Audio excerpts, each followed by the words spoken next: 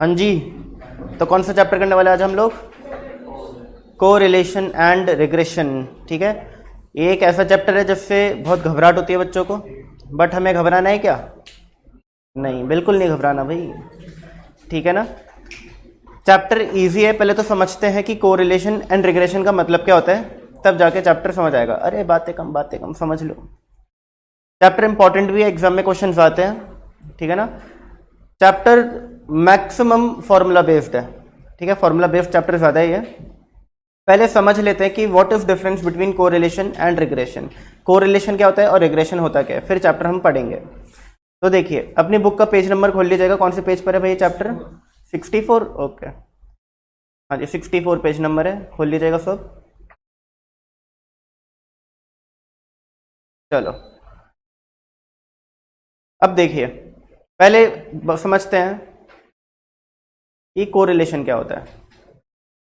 ठीक है ना। अच्छा, रिलेशनशिप पता है क्या होता है? रिलेशनशिप रिलेशनशिप अच्छा, कभी आपने देखा है कि कोई इंसान रिलेशनशिप में हो? देखा है क्या? होते हैं भाई, क्यों नहीं होते? होते हैं। पृथ्वी को देखो, पृथ्वी है। अब बताओ, रिलेशनशिप में रिलेशनशिप, अगर एक इंसान किसी के साथ रिलेशनशिप में आता है तो अकेले आता है, दो लोगों की जरूरत होती है? दो लोगों की जरूरत होती है। तो को रिलेशन में अगर हम सिर्फ रिलेशन को और को अलग अलग कर दें, ठीक है, तो इस चैप्टर में इतना तो हमें समझ आता है कि किसी दो वेरिएबल्स की बात होगी, तभी उनके बीच रिलेशनशिप बता सकते हैं। तो कोरिलेशन का क्या मतलब हुआ कि दो वेरिएबल्स आपस में किस तरीके से रिलेटेड हैं। दो वेरिएबल्स आपस में किस तरीके से रिलेटेड है, दिस इज कोरिलेशन। अब बाकी जो चैप्टर अब तक हमने करे हैं और इस चैप्टर में क्या फर्क है? ठीक है, मेजर फर्क क्या है? अब तक हमने जो चैप्टर किया था, पहला तो था स्टैटिस्टिकल डिस्क्रिप्शन ऑफ डेटा, हम स्टैटिस्टिक्स की बात कर रहे हैं, उसके अंदर तो सिर्फ थ्योरी था। दूसरा चैप्टर था measures of central tendency. Measures of central tendency में हमने mean, median, mode, other partitional values, geometric mean, harmonic mean निकाला। एक वेरिएबल का निकाला, दो वेरिएबल का निकाला? एक वेरिएबल का निकाला। एक्स गिवन होता था, उसको हम निकालते थे, ये तो करते थे हम लोग। ठीक है ना। हमने मेजर्स ऑफ डिस्पर्जन चैप्टर पढ़ा। हमने जितने भी रेंज था या फिर क्वार्टाइल डेविएशन था, स्टैंडर्ड डेविएशन था, एक वेरिएबल का निकाला, दो वेरिएबल का निकाला? एक का निकाला। जब प्रॉपर्टी आती थी तब हम दो वेरिएबल्स कंसिडर करते थे कि प्रॉपर्टी आ गई, ठीक है, एक्स से वाई चेंज हो रहा है, किस तरीके से चेंज हो रहा है, तो change of origin, change of scale करके हम वाई का निकाल लेते थे। बट एक बार में हम एक ही वेरिएबल को स्टडी करते थे। इस चैप्टर में क्या होगा, क्योंकि को रिलेशन नाम है यानी रिलेशनशिप, अगर रिलेशनशिप देखना है तो एक वेरिएबल का तो कोई रिलेशनशिप बनेगा नहीं, हमें दो वेरिएबल तो चाहिए। तो इस चैप्टर में क्या होगा, दो वेरिएबल्स आ जाएंगे। ठीक है ना, एक तो मेजर डिफरेंस आएगा। अब तक जो चैप्टर्स पढ़े उसमें क्या होता था कि एक वेरिएबल होता था और change of origin, change of scale की प्रॉपर्टी की वजह से दो वेरिएबल्स आ जाते थे, एक एक्स और एक वाई। हमें देखा ना होता था कि अगर स्टैंडर्ड डेविएशन ऑफ एक्स इतना है तो भाई स्टैंडर्ड डेविएशन ऑफ वाई कितना होगा। अब क्योंकि इस चैप्टर के अंदर दो वेरिएबल्स ऑलरेडी हैं, तो जब इस चैप्टर के अंदर change of origin, change of scale की प्रॉपर्टी आएगी तो टोटल कितने वेरिएबल्स हो जाने चाहिए? चार हो जाने चाहिए। ठीक है, कि x से एक नया वेरिएबल बन रहा है u, वो कैसे बन रहा है, y से एक नया वेरिएबल बन रहा है v, वो कैसे बन रहा है। ठीक है ना, आगे बात समझ। तो कोरिलेशन क्या है? Relationship between two variables. Example, अगर मेरा वेरिएबल x है और एक वेरिएबल y है, लेट्स से x वेरिएबल जो है ये प्राइस है और वेरिएबल y जो है डिमांड है। ठीक है, यानी कि मेरे पास किसी एक पर्टिकुलर कमोडिटी के प्राइस गिवन है और उसकी डिमांड गिवन है। ठीक है, प्राइस गिवन है। अच्छा, डिमांड 1000 से कम लिखूं, 1000 से ज्यादा लिखूं? कम। ठीक है जी, वेरी गुड, कम। ठीक है, हमारे पास प्राइस गिवन है, हमारे पास डिमांड गिवन है। अब मुझे एक बात बताइए कि क्या एक्स और वाई के बीच में कोई रिलेशनशिप है? एक के चेंज होने की वजह से दूसरा चेंज हो रहा है। ठीक है, तो रिलेशनशिप तो है। अब अगर मुझे देखना है कि इन दोनों के बीच रिलेशनशिप है कि नहीं, तो मैं क्या यूज करूंगा? मैं यूज करूंगा कोरिलेशन चैप्टर का। पहली चीज देखना कि कोरिलेशन क्या, यानी कि रिलेशनशिप है कि नहीं, मैं किस चीज का यूज करूंगा? कोरिलेशन चैप्टर का। दूसरा सवाल उठता है कि किस डिग्री का कोरिलेशन है, किस एक्सटेंट तक दोनों कोरिलेटेड हैं। जैसे मियाँ बीवी हैं, उनकी शादी हो गई, एक तो है कि दोनों एक दूसरे की सुनते नहीं है, थोड़ी बहुत सुनते, ज्यादा नहीं सुनते, तो उनके बीच जो एक रिलेशनशिप है वो थोड़ा वीक रिलेशनशिप है। बट अगर दोनों के गुजारा एक दूसरे के बिना नहीं चलता, कोई भी हस्बैंड बिना वाइफ के पूछे कुछ नहीं करता, वाइफ हस्बैंड के बिना पूछे कुछ नहीं करती, तो इनके बीच जो रिलेशनशिप है बहुत ज़्यादा स्ट्रांग है, ठीक है ना। तो मियाँ बीवी के बीच रिलेशनशिप है कि नहीं, वो किसका काम है, को रिलेशन चैप्टर का काम है। किस डिग्री का रिलेशनशिप है ये कैसे निकालेंगे हम, कोएफिशिएंट ऑफ कोरिलेशन से। तो क्या फर्क है कोरिलेशन में और कोएफिशिएंट ऑफ कोरिलेशन में। कोरिलेशन हमें बताता है कि दो वेरिएबल्स के बीच रिलेशनशिप है कि नहीं, हाँ या ना। कोएफिशिएंट ऑफ कोरिलेशन बताता है कि अगर है तो किस डिग्री का है, किस एक्सटेंट का है, ठीक है ना। कोएफिशिएंट ऑफ कोरिलेशन, जैसे स्टैंडर्ड डेविएशन को हम ऐसे डिनोट करते हैं, स्टैंडर्ड डेविएशन को हम कोएफिशिएंट ऑफ कोरिलेशन को ऐसे डिनोट करते हैं, आर, स्मॉल आर। आ गई बात समझ। तो आप स्टैटिस्टिक्स में जहां पे भी आपको आर दिख गया, आपके दिमाग में क्या आना चाहिए, कोएफिशिएंट ऑफ कोरिलेशन। क्या आना चाहिए, कोएफिशिएंट ऑफ कोरिलेशन। क्लियर हो गई ये बात। आर जो है ना, इसकी एक बढ़िया प्रॉपर्टी है। प्रॉपर्टी क्या है, आर जो है ये -1 से थोड़ा बड़ा होता है, या -1 जितना हो सकता है, और आर जो है ना ये मैक्सिमम +1 तक हो सकता है। यानी आर जो है वो, आर जो है हमारा क्या है, कोएफिशिएंट ऑफ कोरिलेशन है। आर जो है हमारा वो -1 से लेके +1 के बीच में लाया करता है। सवाल आएगा दिमाग में कि क्या सर आर -1 हो सकता है, हाँ जी हो सकता है। देखो यहाँ पे ग्रेटर देन और स्मॉलर देन इक्वल टू का साइन भी आ रहा है, तो आर जो है वो +1 भी हो सकता है, -1 भी हो सकता है।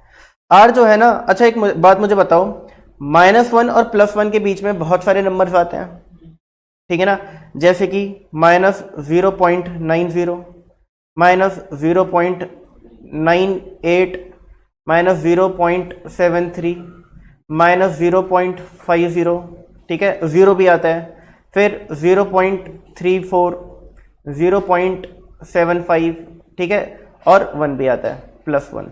ये सारे नंबर्स -1 और +1 के बीच में ही तो आ रहे हैं। अब होगा क्या, अगर मेरा आर का आंसर आया, आर का एक फॉर्मूला है और मेरा आंसर आया +1, इसका क्या मतलब है कि दो वेरिएबल्स जो है ना उनके बीच परफेक्ट पॉजिटिव कोरिलेशन है। क्या है, परफेक्ट पॉजिटिव कोरिलेशन। अब एक पॉजिटिव और नेगेटिव कोरिलेशन क्या होता है ये समझो। प्राइस के बढ़ने से डिमांड कम हो रही है, ज्यादा हो रही है, कम हो रही है, तो इसको हम क्या बोलते हैं, नेगेटिव कोरिलेशन। क्या बोलते हैं, नेगेटिव कोरिलेशन। अगर मैंने एग्जांपल लिया होता प्राइस और सप्लाई का, प्राइस और सप्लाई का, तो बताइए क्या हो रहा होता, प्राइस बढ़ रहा होता तो सप्लाई भी बढ़ रही होती, हमने इकोनॉमिक्स में पढ़ा है, तो उनके बीच क्या रिलेशनशिप हो जाता, पॉजिटिव कोरिलेशन हो जाता, ठीक है ना, पॉजिटिव रिलेशनशिप हो जाता। तो एक्स का वैल्यू क्या है ना, डिमांड का प्राइस भी देखेंगे तो पॉजिटिव, एक्स का एक्स जो है वो हमारा प्राइस है, वाई जो है हमारा डिमांड है, तब भी नेगेटिव आएगा, तब भी नेगेटिव आएगा, ठीक है। अगर आप ऐसे देखो, देखो एक वेरिएबल के बढ़ने से अगर दूसरा वेरिएबल कम होता है तो इसको हम नेगेटिव कोरिलेशन बोलते हैं। एक वेरिएबल के बढ़ने से अगर दूसरा वेरिएबल कम होता है तो इसको हम नेगेटिव कोरिलेशन बोलते हैं। एक के बढ़ने से दूसरा बढ़ता है तो पॉजिटिव, एक के घटने से दूसरा भी घटता है तो भी पॉजिटिव। आई बात समझ आप लोगों को, हाँ, सेम सेम हो तो पॉजिटिव, अदरवाइज नेगेटिव। दोबारा समझा देता हूं मैं आपको। हो सकता है कि हमारे दो वेरिएबल्स हैं एक्स और वाई, अगर इसके बढ़ने से ये भी बढ़ रहा है तो इसको हम क्या बोलेंगे, पॉजिटिव कोरिलेशन, ठीक है ना। इसके घटने से ये भी घट रहा है तो इसको क्या बोलेंगे, पॉजिटिव कोरिलेशन। इसके बढ़ने से ये घट रहा है तो नेगेटिव कोरिलेशन, और इसके घटने से ये बढ़ रहा है तो भी नेगेटिव कोरिलेशन। इसके अलावा तो कोई पॉसिबिलिटी है नहीं, इसके अलावा कोई पॉसिबिलिटी है क्या, नहीं। क्या, अब वो मैं बताता हूं। अगर एक के चेंज होने से दूसरे पे कोई फर्क नहीं पड़ रहा तो हम क्या बोलते हैं, नो कोरिलेशन, और आर क्या आ जाएगा मेरा, 0, ठीक है ना। अब मेरी बात ध्यान से सुनना, मेरा जो आर है, अरे भाई मेरी बात ध्यान सुनना आप लोग, मेरा जो आर है वो लोएस्ट -1 हो सकता है और हाईएस्ट +1 हो सकता है। अगर तो मेरा आर जो है ना, आर वो इस रेंज में है तो मैं बोलूंगा कि दो वेरिएबल्स के बीच नेगेटिव कोरिलेशन है। अगर वो इस रेंज में है तो मैं बोलूंगा दो वेरिएबल्स के बीच पॉजिटिव कोरिलेशन है। अगर जितना वो 1 के पास जाएगा उतना हाई डिग्री ऑफ कोरिलेशन होगा और जितना वो 0 के पास आएगा उतना लो डिग्री ऑफ कोरिलेशन होगा। एग्जाम्पल, ऐसे समझ नहीं आएगा, एग्जाम्पल समझो। अगर मेरा आर जो है वो 0 आ रहा है तो मैं क्या बोलूंगा कि एक्स और वाई के बीच नो रिलेशन। अगर मेरा आर +1 आ रहा है तो मैं क्या बोलूंगा परफेक्ट पॉजिटिव कोरिलेशन। ठीक है ना। अगर मेरा R -1 आ रहा है तो क्या मैं बोलूंगा परफेक्ट नेगेटिव कोरिलेशन। ठीक है। इसी तरीके से अब अगर मेरा R +0.95 आ रहा है तो मैं क्या बोलूंगा वेरी हाई डिग्री ऑफ कौन सा कोरिलेशन बोलूं, very high degree of positive correlation. ठीक है ना। अगर मेरा आंसर पॉजिटिव में आ रहा है तो रिलेशनशिप क्या है, पॉजिटिव है। अगर नेगेटिव में आ रहा है तो मेरा आंसर क्या होगा, नेगेटिव रिलेशनशिप है दोनों के बीच में। अगर नेगेटिव आंसर आ रहा है यानी कि क्या हो रहा है, एक के बढ़ने से दूसरा घट रहा है। और अगर पॉजिटिव आंसर आ रहा है तो क्या हो रहा है, इसका मतलब एक के बढ़ने से दूसरा बढ़ रहा है या एक के घटने से दूसरा घट रहा है। ठीक है ना। जितना ज्यादा वो 1 के आसपास आंसर होगा, -1 या +1 के आसपास, उतना ही हाई डिग्री ऑफ पॉजिटिव या नेगेटिव कोरिलेशन हो जाएगा।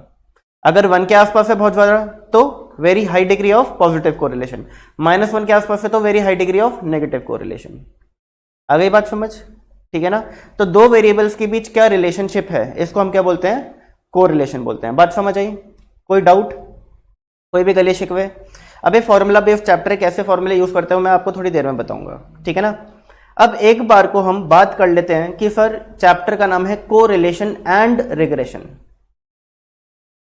Correlation and regression.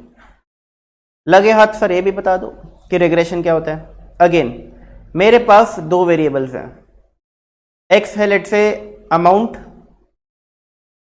Spent on advertisement और वाई है मेरा सेल्स। ठीक है ना। एक्स और वाई दो वेरिएबल्स हैं। अमाउंट स्पेंट ऑन एडवर्टीजमेंट अगर मेरा 5 लाख है, इन लैक्स लिख रहा हूं मैं, इन लैक्स। ठीक है। तो सेल्स में मेरी इन लैक्स ही है, इन लैक्स। अगर मेरा amount spent on advertisement 5 lakh है तो मेरी सेल्स होती है 50 लाख। अगर अमाउंट स्पेंट ऑन एडवर्टीजमेंट मेरा 7 लाख है तो मेरी सेल्स होती है 85 लाख। मेरा अमाउंट स्पेंट ऑन एडवर्टीजमेंट अगर 10 लाख है तो मेरी सेल्स होती हैं 150 लाख। पहले तो मुझे बताओ कि अगर मैं रिग्रेशन को भूल जाऊं, मैं बात करूं कोरिलेशन की, तो एक्स और वाई के बीच रिलेशनशिप है कि नहीं है। पॉजिटिव है नेगेटिव है, पॉजिटिव है। एक के बढ़ने से दूसरी चीज बढ़ रही है। अब अगर मेरा सवाल यह है आपसे कि अगर मेरा एक्सपेंडिचर 15 लाख है तो बताओ सेल्स कितनी होगी। अब ये क्वेश्चन बन गया रिग्रेशन का।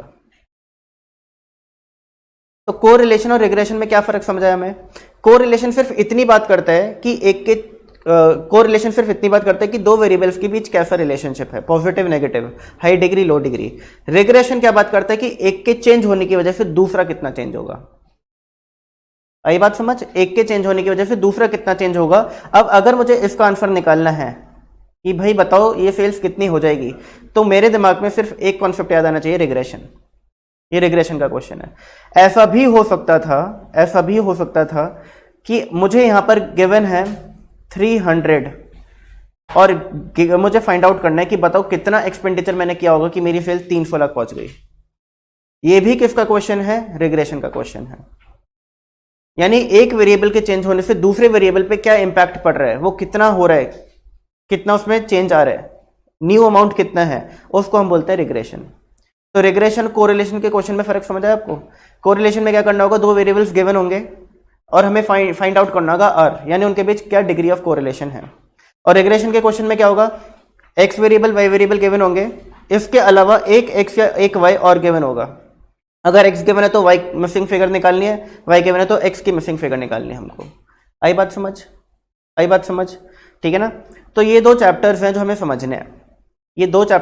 समझने हैं। हम शुरुआत करेंगे विद कोरिलेशन और फिर हम रिग्रेशन पर आएंगे।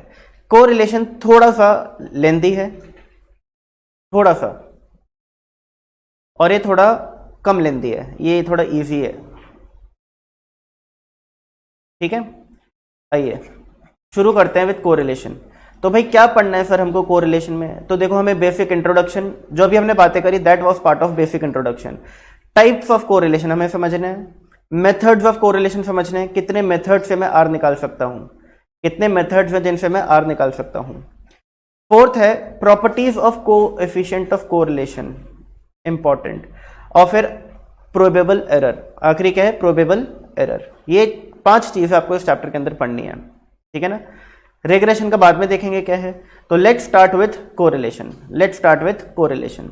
आइए जी, क्या लिखा है देखें, एक एक वर्ड को अच्छे से समझना है। What is correlation?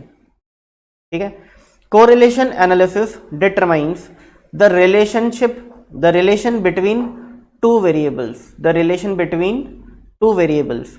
Also it measures the extent of relationship between two variables. क्या कर रहे हैं कोरिलेशन?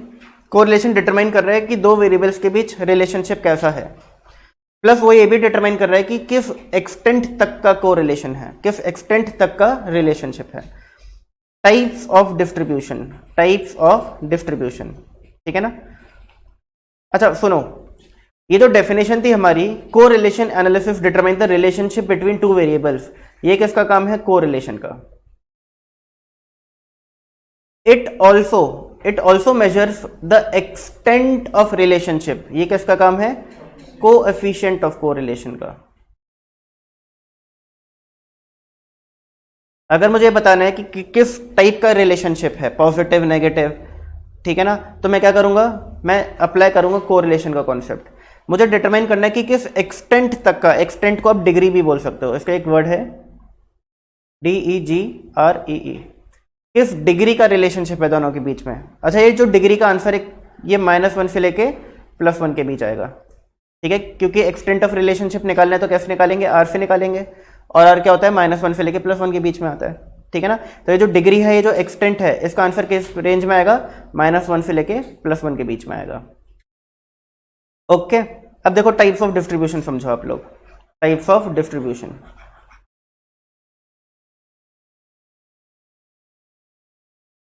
यूनिवेरिएट, बाइवेरिएट और मल्टीवेरिएट। यूनिवेरिएट डिस्ट्रीब्यूशन किसको कहते हैं? जिसमें एक ही वेरिएबल हो। अब तक जो हमने पढ़ा स्टैटिस्टिक्स में, क्या क्या पढ़ा? Measures of central tendency, measures of dispersion, वो कहीं ना कहीं यूनिवेरिएट डिस्ट्रीब्यूशंस थी, यानी उसमें एक ही डेटा, एक ही वेरिएबल होता था x, उसी के साथ हमें ज्योमेट्रिक मीन निकालना है, उसी का हार्मोनिक मीन निकालना है, उसी का मोड निकालना है, उसी का मीडियन निकालना है, सब कुछ उसी का करना है, where only one variable is involve. अच्छा मुझे एक बात बताओ कि क्या यूनिवेरिएट डिस्ट्रीब्यूशन से डील करेगा ये चैप्टर? नहीं करेगा, क्योंकि यूनिवेरिएट यानी कि एक वेरिएबल, और एक वेरिएबल से तो ये चैप्टर डील ही नहीं कर सकता, क्योंकि चैप्टर का क्या नाम है? Correlation and regression. कोरिलेशन यानी कि दो वेरिएबल्स के बीच रिलेशनशिप। अगर एक ही वेरिएबल के बने तो किसके साथ निकालेंगे रिलेशनशिप, ठीक है ना। तो this chapter does not deal with univariate distribution, but this chapter deals with bivariate distribution. Bivariate क्या होता है? Where two discrete variables are involved, where two discrete variables are involved. अच्छा, डिस्क्रीट वेरिएबल और continuous variable में फर्क क्या होता है? याद है ना, क्या होता है? फ्रीक्वेंसी की बात नहीं कर रहा मैं, कॉन्टिन्यूस फ्रीक्वेंसी और डिस्क्रीट फ्रीक्वेंसी की बात नहीं कर रहा मैं, बात कर रहा हूं देखो जो आप बोल रहे हो ना कॉन्टिन्यूस वाला, वो डिस्क्रीट डिस्ट्रीब्यूशन और कॉन्टिन्यूस डिस्ट्रीब्यूशन अलग चीज होती है। मैं यहाँ पे वेरिएबल्स की बात कर रहा हूँ। अगर कोई भी वेरिएबल पॉइंट के फॉर्म में आ सकता है तो उसको हम क्या बोलते हैं? अगर कोई भी वेरिएबल पॉइंट के फॉर्म में आ सकता है तो उसको क्या बोलते हैं? Continuous variable. Very good. अगर कोई भी वेरिएबल पॉइंट फॉर्म में आ सकता है, जैसे कि हमारा वेट है, वो कितना हो सकता है? 70.5 हो सकता है। तो ये जो मेरा वेट है ये कॉन्टिन्यूस वेरिएबल है या डिस्क्रीट वेरिएबल है? कॉन्टिन्यूस वेरिएबल है। अगर कोई आंसर पॉइंट फॉर्म में नहीं आ सकता तो उसको क्या बोलते हैं? डिस्क्रीट वेरिएट बोलते हैं। जैसे कि number of petals in a flower, क्या वो पॉइंट में हो सकती है? नहीं। Number of road accident in a day, क्या वो पॉइंट में हो सकते हैं? Number of misprint in a book, क्या वो पॉइंट में हो सकते हैं? Marks given by CA institute in exam, वो भी क्या है? डिस्क्रीट वेरिएट है। क्यों?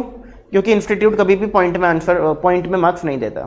आपने किसी भी बच्चे के जो मार्क्स हैं वो पॉइंट में नहीं देखे होंगे, ठीक है। तो discrete variate, where two discrete variables are involved. Two, क्या? टू। तो अगर मेरे पास दो वेरिएबल्स हैं एक्स और वाई, डिस्क्रीट वेरिएबल्स एक्स और वाई, ठीक है, और इनके बीच मुझे रिलेशनशिप निकालना है, तो मैं किसका यूज करूंगा, इसका यूज करूंगा कोरिलेशन का, ठीक है ना। मल्टीवेरिएट क्या हो गया, जहां पे more than two variables involve हो, एक्स वाई और जेड। फॉर एग्जाम्पल मुझे एक बात बताइए, अगर मैं बात करूं प्रोडक्शन ऑफ राइस, तो क्या ये प्रोडक्शन ऑफ राइस जो है ये किस में गिवन होगा, टन्स में गिवन होगा लेट्स से। क्या कहीं ना कहीं ये फर्टिलाइजर यूज्ड पे डिपेंड करता है, हम जितना फर्टिलाइजर यूज करेंगे उतना ज्यादा हो सकता है प्रोडक्शन। क्या ये रेन पे डिपेंड करता है, रेन पे डिपेंड करता है, हाँ। यानी कि ये तीनों आपस में कोरिलेटेड है, तीनों के बीच आपस में एक रिलेशनशिप है ना, एक के चेंज होने से दूसरी चीज चेंज होगी ना। तो अगर मैं इन तीनों को एक बार में स्टडी करूं इस चैप्टर के अंदर, तो मैं बोलूंगा कि कर सकते हैं, इसको भी कोरिलेशन बोलेंगे ऑफ मल्टीवेरिएट डिस्ट्रीब्यूशन। बट हमारे सिलेबस में ये है नहीं, हमारे सिलेबस में क्या है, सिर्फ और सिर्फ बाइवेरिएट डिस्ट्रीब्यूशन। यानी हमारे एग्जाम में जो क्वेश्चन आएंगे उसके अंदर सिर्फ दो वेरिएबल्स गिवन होंगे एक्स और वाई, जेड वेरिएबल कभी गिवन नहीं होगा, ठीक है ना। ये हायर लेवल पे आते हैं, ये जो लोग आगे चल के आगे पढ़ाई करते हैं, अपनी स्टैटिस्टिक्स करते हैं, जो इको ऑनर्स वगैरह करते हैं, उन सबके लिए रेलेवेंट हो जाता है, हम लोगों के लिए रेलेवेंट नहीं है। अब आते हैं अगला, व्हाट इज कोरिलेशन कोएफिशिएंट। हमें पता है कोरिलेशन कोएफिशिएंट क्या होता है, आर को बोलते हैं, किसको बोलते हैं, आर को। Correlation analysis attempt to measure, देखो अभी हम किसकी बात कर रहे हैं, कोरिलेशन एनालिसिस की, अभी हम कोएफिशिएंट ऑफ कोरिलेशन की बात नहीं कर रहे। कोरिलेशन क्या करता है, attempt to measure the strength and closeness of a linear relationship between two variables. ये देखता है कि भाई दो वेरिएबल्स के बीच किस तरीके का रिलेशनशिप है, ठीक है ना, bye means of a single number called correlation coefficient.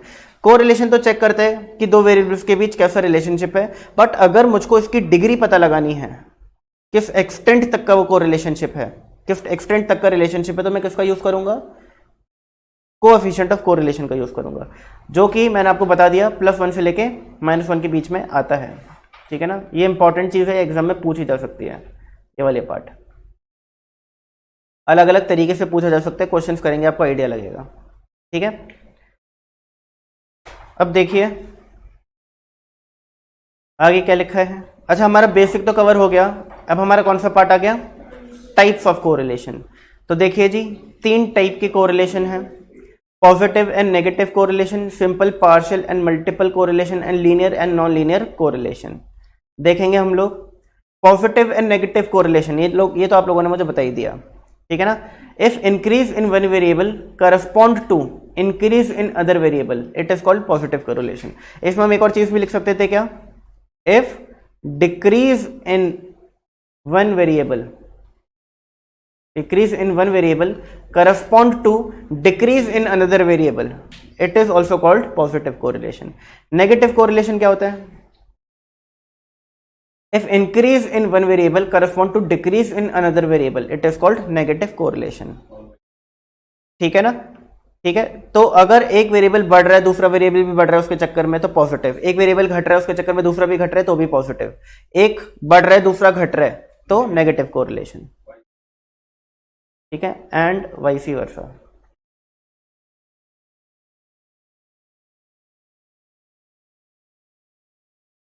और यहां पे भी लिख सकते हो एंड वाइसी वर्सा।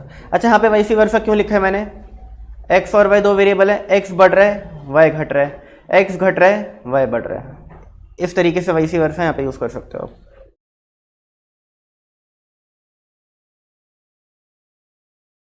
आगे देखेंगे simple partial and multiple correlation. हमारे सिलेबस में क्या है, हमारे सिलेबस में है सिंपल कोरिलेशन, पार्शियल और मल्टीपल कोरिलेशन नहीं है।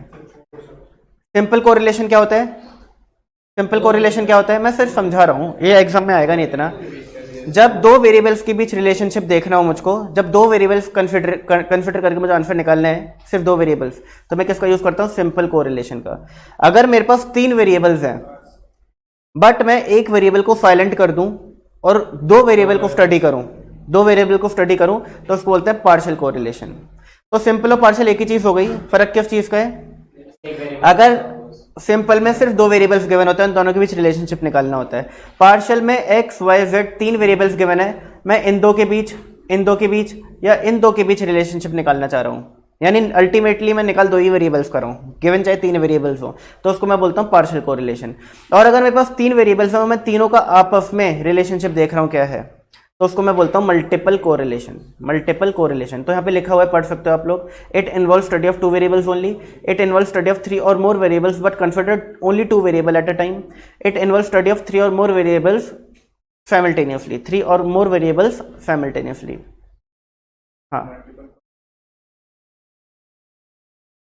हाँ बोल सकते हो, ठीक है ना, मल्टीवेरिएट कोरिलेशन बोल सकते हो। जैसे हमारा सिंपल कोरिलेशन हो गया है, तो वो मल्टीवेरिएट कोरिलेशन हो जाएगा। बट हमारे सिलेबस में है नहीं, याद रखना ही है, सिर्फ आपको नॉलेज के लिए है। अब देखिए, हमने देखा कि भाई पॉजिटिव नेगेटिव कोरिलेशन हो सकता है, समझ लिया हम लोगों ने। Simple partial and multiple correlation होता है, समझ लिया हम लोगों ने। अब क्या हो सकता है? Linear and non linear correlation. देखो ये तीनों चीज़ इतनी इंपॉर्टेंट नहीं, एग्जाम में सच आती नहीं है, बस आपकी नॉलेज के लिए मैं आपको बता रहा हूँ, इसलिए मैं बहुत जल्दी कवर कर रहा हूँ। जो मेन पार्ट है वो है ये, जहाँ से एग्जाम में आता है, ठीक है ना। देखिए जी, देखिए linear and non linear correlation. Linear correlation किसको कहते हैं? Correlation is said to be linear if the amount of change in one variable tends to bear a constant ratio to the amount of change in other variable. एक variable increase हो रहा है जिस ratio में, उसी ratio में अगर दूसरा वेरिएबल भी इंक्रीज हो रहा है, तो इसको मैं क्या बोलूंगा? Linear correlation. एक वेरिएबल डिक्रीज हो रहा है सेम उसी रेशियो में, दूसरा वेरिएबल भी डिक्रीज हो रहा है, उसको भी क्या बोलूंगा? Linear correlation. एक वेरिएबल इंक्रीज हो रहा है सेम रेशियो में, दूसरा वेरिएबल डिक्रीज हो रहा है, इसको भी मैं क्या बोलूंगा? Linear correlation. यानी अगर दो वेरिएबल्स के बीच सेम रेशियो में चेंजेस होते हैं, चाहे पॉजिटिव चाहे नेगेटिव, ठीक है ना, उसको मैं क्या बोलता हूँ? Linear correlation. बट अगर एक चेंज हो रहा है बहुत ड्रास्टिकली और दूसरा चेंज हो रहा है धीरे धीरे, जैसे कि स्टॉक प्राइस है, शेयर का प्राइस होता है। एक बड़ी कंपनी एक छोटी कंपनी है, बड़ी कंपनी का शेयर धीमे धीमे बढ़ रहा है और छोटी का जल्दी जल्दी बढ़ रहा है, बड़ी कंपनी का धीरे धीरे कर रहा है, छोटी का जल्दी जल्दी गिर रहा है। तो इन दोनों के बीच रिलेशनशिप तो है कि अगर मार्केट बढ़ेगी तो दोनों बढ़ेंगे, बट लीनियर कोरिलेशन नहीं है। ये धीमे धीमे बढ़ता है और ये बहुत जल्दी जल्दी बढ़ता है, और अगर ये धीरे धीरे घटता है तो बहुत जल्दी जल्दी घटता भी है। तो शेयर मार्केट में बोला जाता है ना, higher the risk higher the return. छोटी कंपनी के शेयर जल्दी बढ़ते हैं लेकिन जल्दी घटते भी हैं। तो अगर हाई रिस्क ले सकते हो तो छोटी कंपनी के शेयर लो, नहीं लेना चाहते तो बड़ी कंपनी के शेयर लो, वो बढ़ते भी धीरे धीरे हैं, गिरते भी धीरे धीरे हैं। आई ना बात समझ? आइए जी, हमें ये भी समझ आ गया। अब आते हैं मेन पार्ट पर जो एग्जाम में आता है। अब तक जो पढ़ा उसमें से कम चांसेस होते हैं कुछ आएगा, आ सकता है, हाँ मतलब चांसेस होते हैं छोटा मोटा आने के, बट मेनली जो इस चैप्टर में इंपॉर्टेंट है वो मैं आपको बता देता हूँ। एक मेथड्स ऑफ कोरिलेशन इंपॉर्टेंट है, एक प्रॉपर्टीज ऑफ कोरिलेशन इंपॉर्टेंट है, इनसे सबसे ज़्यादा क्वेश्चंस आते हैं, ठीक है। यानी कि 95% चांस आता है कि थर्ड वाला पार्ट या फिर प्रॉपर्टीज ऑफ कोरिलेशन, यहाँ से क्वेश्चन रहेंगे। 5% चांस होते हैं कि जो बेसिक क्वेश्चन आ जाएगा, जो हमने अभी बेसिक चीज़ें पढ़ी हैं। आइए जी, आइए समझो समझो समझो समझो। Scatter diagram method, Karl Pearson coefficient of correlation, rank correlation and coefficient of concurrent deviation. ये 4 मेथड हैं क्या निकालने के? कोरिलेशन निकालने के नहीं है, ये कोएफिशिएंट ऑफ कोरिलेशन निकालने के, ठीक है ना। देखो कोरिलेशन क्या होता है? कोरिलेशन क्या होता है कि दो वेरिएबल के बीच कोई भी रिलेशनशिप है कि नहीं, ठीक है। मियाँ बीवी शादीशुदा है कि नहीं, ये लड़का लड़की शादीशुदा है कि नहीं, मियाँ बीवी तो गलत ही बोल दिया मैंने, एक लड़का एक लड़की शादीशुदा है कि नहीं, कौन देखेगा? कोरिलेशन देखेगा। अगर शादीशुदा है तो किस डिग्री का उनके बीच रिलेशनशिप है, कौन देखेगा? कोएफिशिएंट ऑफ कोरिलेशन देखेगा। तो ये चीज मुझे किस चीज में हेल्प करती है? कोएफिशिएंट ऑफ कोरिलेशन निकालने में हेल्प करती है, ठीक है ना, आर निकालने में। अब सुनो सुनो सुनो सुनो, इसमें जो सबसे इंपॉर्टेंट है वो है, अरे बात नहीं करनी, सबसे इंपॉर्टेंट है बी पार्ट और सी पार्ट, ठीक है ना। ए इतना नहीं आता, डी इतना नहीं आता, क्योंकि ए और डी में इतना कुछ है नहीं, ठीक है ना। ए बी और सी पार्ट बहुत आते हैं। अच्छा, डी पार्ट अगर मैं इनको फर्स्ट प्रायोरिटी देता हूं तो डी पार्ट को सेकंड प्रायोरिटी दूंगा, और थर्ड प्रायोरिटी दूंगा मैं स्कैटर डायग्राम को, ठीक है जी। आइए जी, हम सबसे पहले वो पढ़ते हैं जिसकी लास्ट प्रायोरिटी है एग्जाम में आने की। It is a simple diagrammatic method to establish the correlation between a pair of variables. क्या है? एक सिंपल सा डायग्रामेटिक मेथड है to establish a correlation between a pair of variables, to establish a correlation between a pair of variables. अच्छा सुनो, मेरे पास x given है, मेरे पास y गिवन है, ठीक है ना, x और y। x मेरा 10 है तो y मेरा 100 है, ये 11 है तो ये 110 है, ये 15 है तो ये 115 है, ये 20 है तो ये 120 है। ऐसे करके समझ लो। अब मैंने क्या किया, मैंने एक डायग्राम बनाया, ठीक है ना। यहाँ पे मैंने लिखा 10, 11, 12, 13, अरे एक मिनट ऐसे नहीं लिखूंगा, 10, 12, 14, 16, 18 और 20, ठीक है, 20 तक जा रहे हैं। और यहाँ पे मैं लिखता हूँ अपना 5-5 के गैप पर 100, 105, 110, 115 और 120, ठीक है। 100, 105, 110, 115 और 120। अब मुझे प्लॉटिंग करनी है। अगर मेरा x 10 है तो y कितना है? 100, यहाँ पे प्लॉट कर दिया। अगर मेरा x 11 है तो ये कितना है? 110, यहाँ पे प्लॉट कर दिया। ये 15 है तो 115, यहाँ पे प्लॉट कर दूँ? नहीं, कहीं आएगा ये, ठीक है ना। ये 20 तो ये 120, यहाँ पे आ गया। अब मुझे एक बात बताइए, अगर मैं एक लाइन बनाने की कोशिश करता हूं तो ये लाइन जो है ये अपवर्ड जा रही है, डाउनवर्ड जा रही है, तो क्या मैं ये अज्यूम कर सकता हूं कि दोनों के बीच एक पॉजिटिव कोरिलेशन है? अगर अपवर्ड जा रही है तो पॉजिटिव कोरिलेशन है, एक के बढ़ने से दूसरा बढ़ेगा तभी तो अपवर्ड मूवमेंट होगा लाइन में। क्या अगर ये बढ़ रहा है और साथ साथ ये भी बढ़ रहा है तभी तो ऊपर की तरफ लाइन जाएगी। तो ये क्या करता है डायग्राम, स्कैटर डायग्राम मेथड, ये बोलता है कि भाई जो वेरिएबल्स हैं दोनों उनको प्लॉट करो और एक सिंपल सा डायग्राम बना लो, x कितना है, y कितना है, x कितना है, y कितना है। अगर वो लाइन ऊपर की तरफ जा रही है तो क्या है? पॉजिटिव कोरिलेशन है। वो लाइन नीचे की तरफ आ रही है तो क्या है? नेगेटिव कोरिलेशन है। सिंपल सा काम है। अच्छा, डायग्रामेटिक ये जो तरीका है ना स्कैटर डायग्राम, इसमें इसका एक बहुत बड़ा ड्रॉबैक है। लेकिन ड्रॉबैक पता है क्या है? आपका कोरिलेशन 0 है तो ये बता सकता है, आपका कोरिलेशन +1 है तो ये बता सकता है, आपका कोरिलेशन -1 है तो ये बता सकता है। बट आपका अगर कोरिलेशन इनके अलावा कुछ है तो ये डिग्री ऑफ कोरिलेशन नहीं बता सकता, सिर्फ ये बता सकता है पॉजिटिव है या नेगेटिव है। जैसे कि ये वाली जो लाइन है इसको ड्रॉ करके मुझे ये पता चल गया कि पॉजिटिव कोरिलेशन है, बट आपका आंसर हमें ये पता चल चुका है कि 0 से लेकर के +1 के बीच आएगा, ये पता चल चुका है, बट कितना आएगा ये पता नहीं चलेगा इस मेथड से। आई बात समझ? यानी कि स्कैटर डायग्राम मेथड का डिसएडवांटेज क्या? एक तो सिंपल है, हमें पता चल जाता है कि पॉजिटिव कोरिलेशन है, नेगेटिव कोरिलेशन है। ड्रॉबैक क्या है कि एग्जैक्टली कितना कोरिलेशन है, एक्सटेंट ऑफ कोरिलेशन है, डिग्री ऑफ कोरिलेशन वो पता नहीं चल सकता। अगर तो मेरा स्कैटर डायग्राम मैंने बनाया, ध्यान से सुनना मेरी इस बात को, अगर मैंने अपना स्कैटर डायग्राम बनाया और मेरे लाइन एकदम एग्जैक्टली सीधी गई है या फिर मेरी लाइन एग्जैक्टली सीधी नीचे आई है, तो मुझे पता चल चुका है इसे देख करके कि यहाँ पे r+1 होगा और यहाँ पे r-1 होगा। सिर्फ इन दो सिचुएशन में आप पता लगा सकते हो कि आपका परफेक्ट पॉजिटिव है, परफेक्ट नेगेटिव कोरिलेशन है। ओ ऐसे बनता है फिर, मैं बताऊंगा, ठीक है। अगर आपका प्लॉटिंग ऐसे ऐसे ऐसे ऐसे कुछ हो रही है, ठीक है, ठीक है, यानी कि उसमें कोई पैटर्न नहीं बन रहा, ना अपवर्ड लाइन बन पा रही, ना डाउनवर्ड लाइन बन पा रही, या फिर आपकी प्लॉटिंग कुछ ऐसे हो रही है, स्ट्रेट लाइन की जगह ऐसे आ रही है, यानी ये बढ़ा तो थोड़ी देर तक ये बढ़ा, फिर ये और बढ़ा तो ये घटने लग गया, ठीक है ना। x बढ़ा, y बढ़ा, फिर x बढ़ता गया बट y घटता चला गया। इस टाइप के अगर कोई भी आपको डायग्राम बनता है तो उसका r0 होता है, ठीक है ना।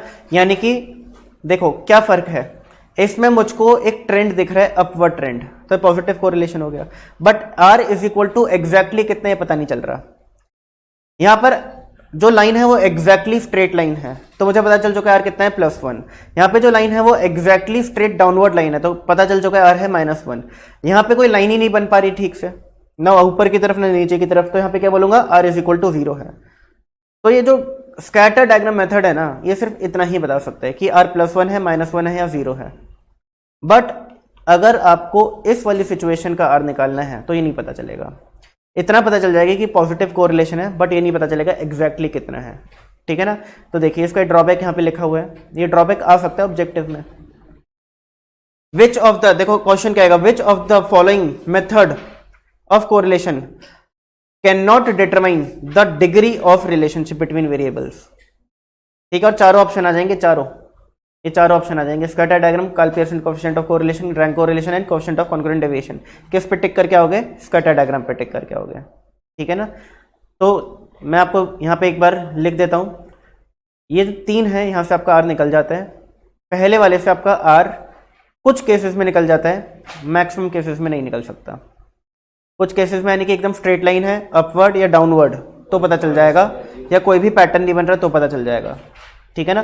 बट अपवर्ड लाइन है, एकदम स्ट्रेट नहीं है तो फिर नहीं पता चलेगा। ओके, तो देखिए आगे क्या लिखा है यहाँ पर,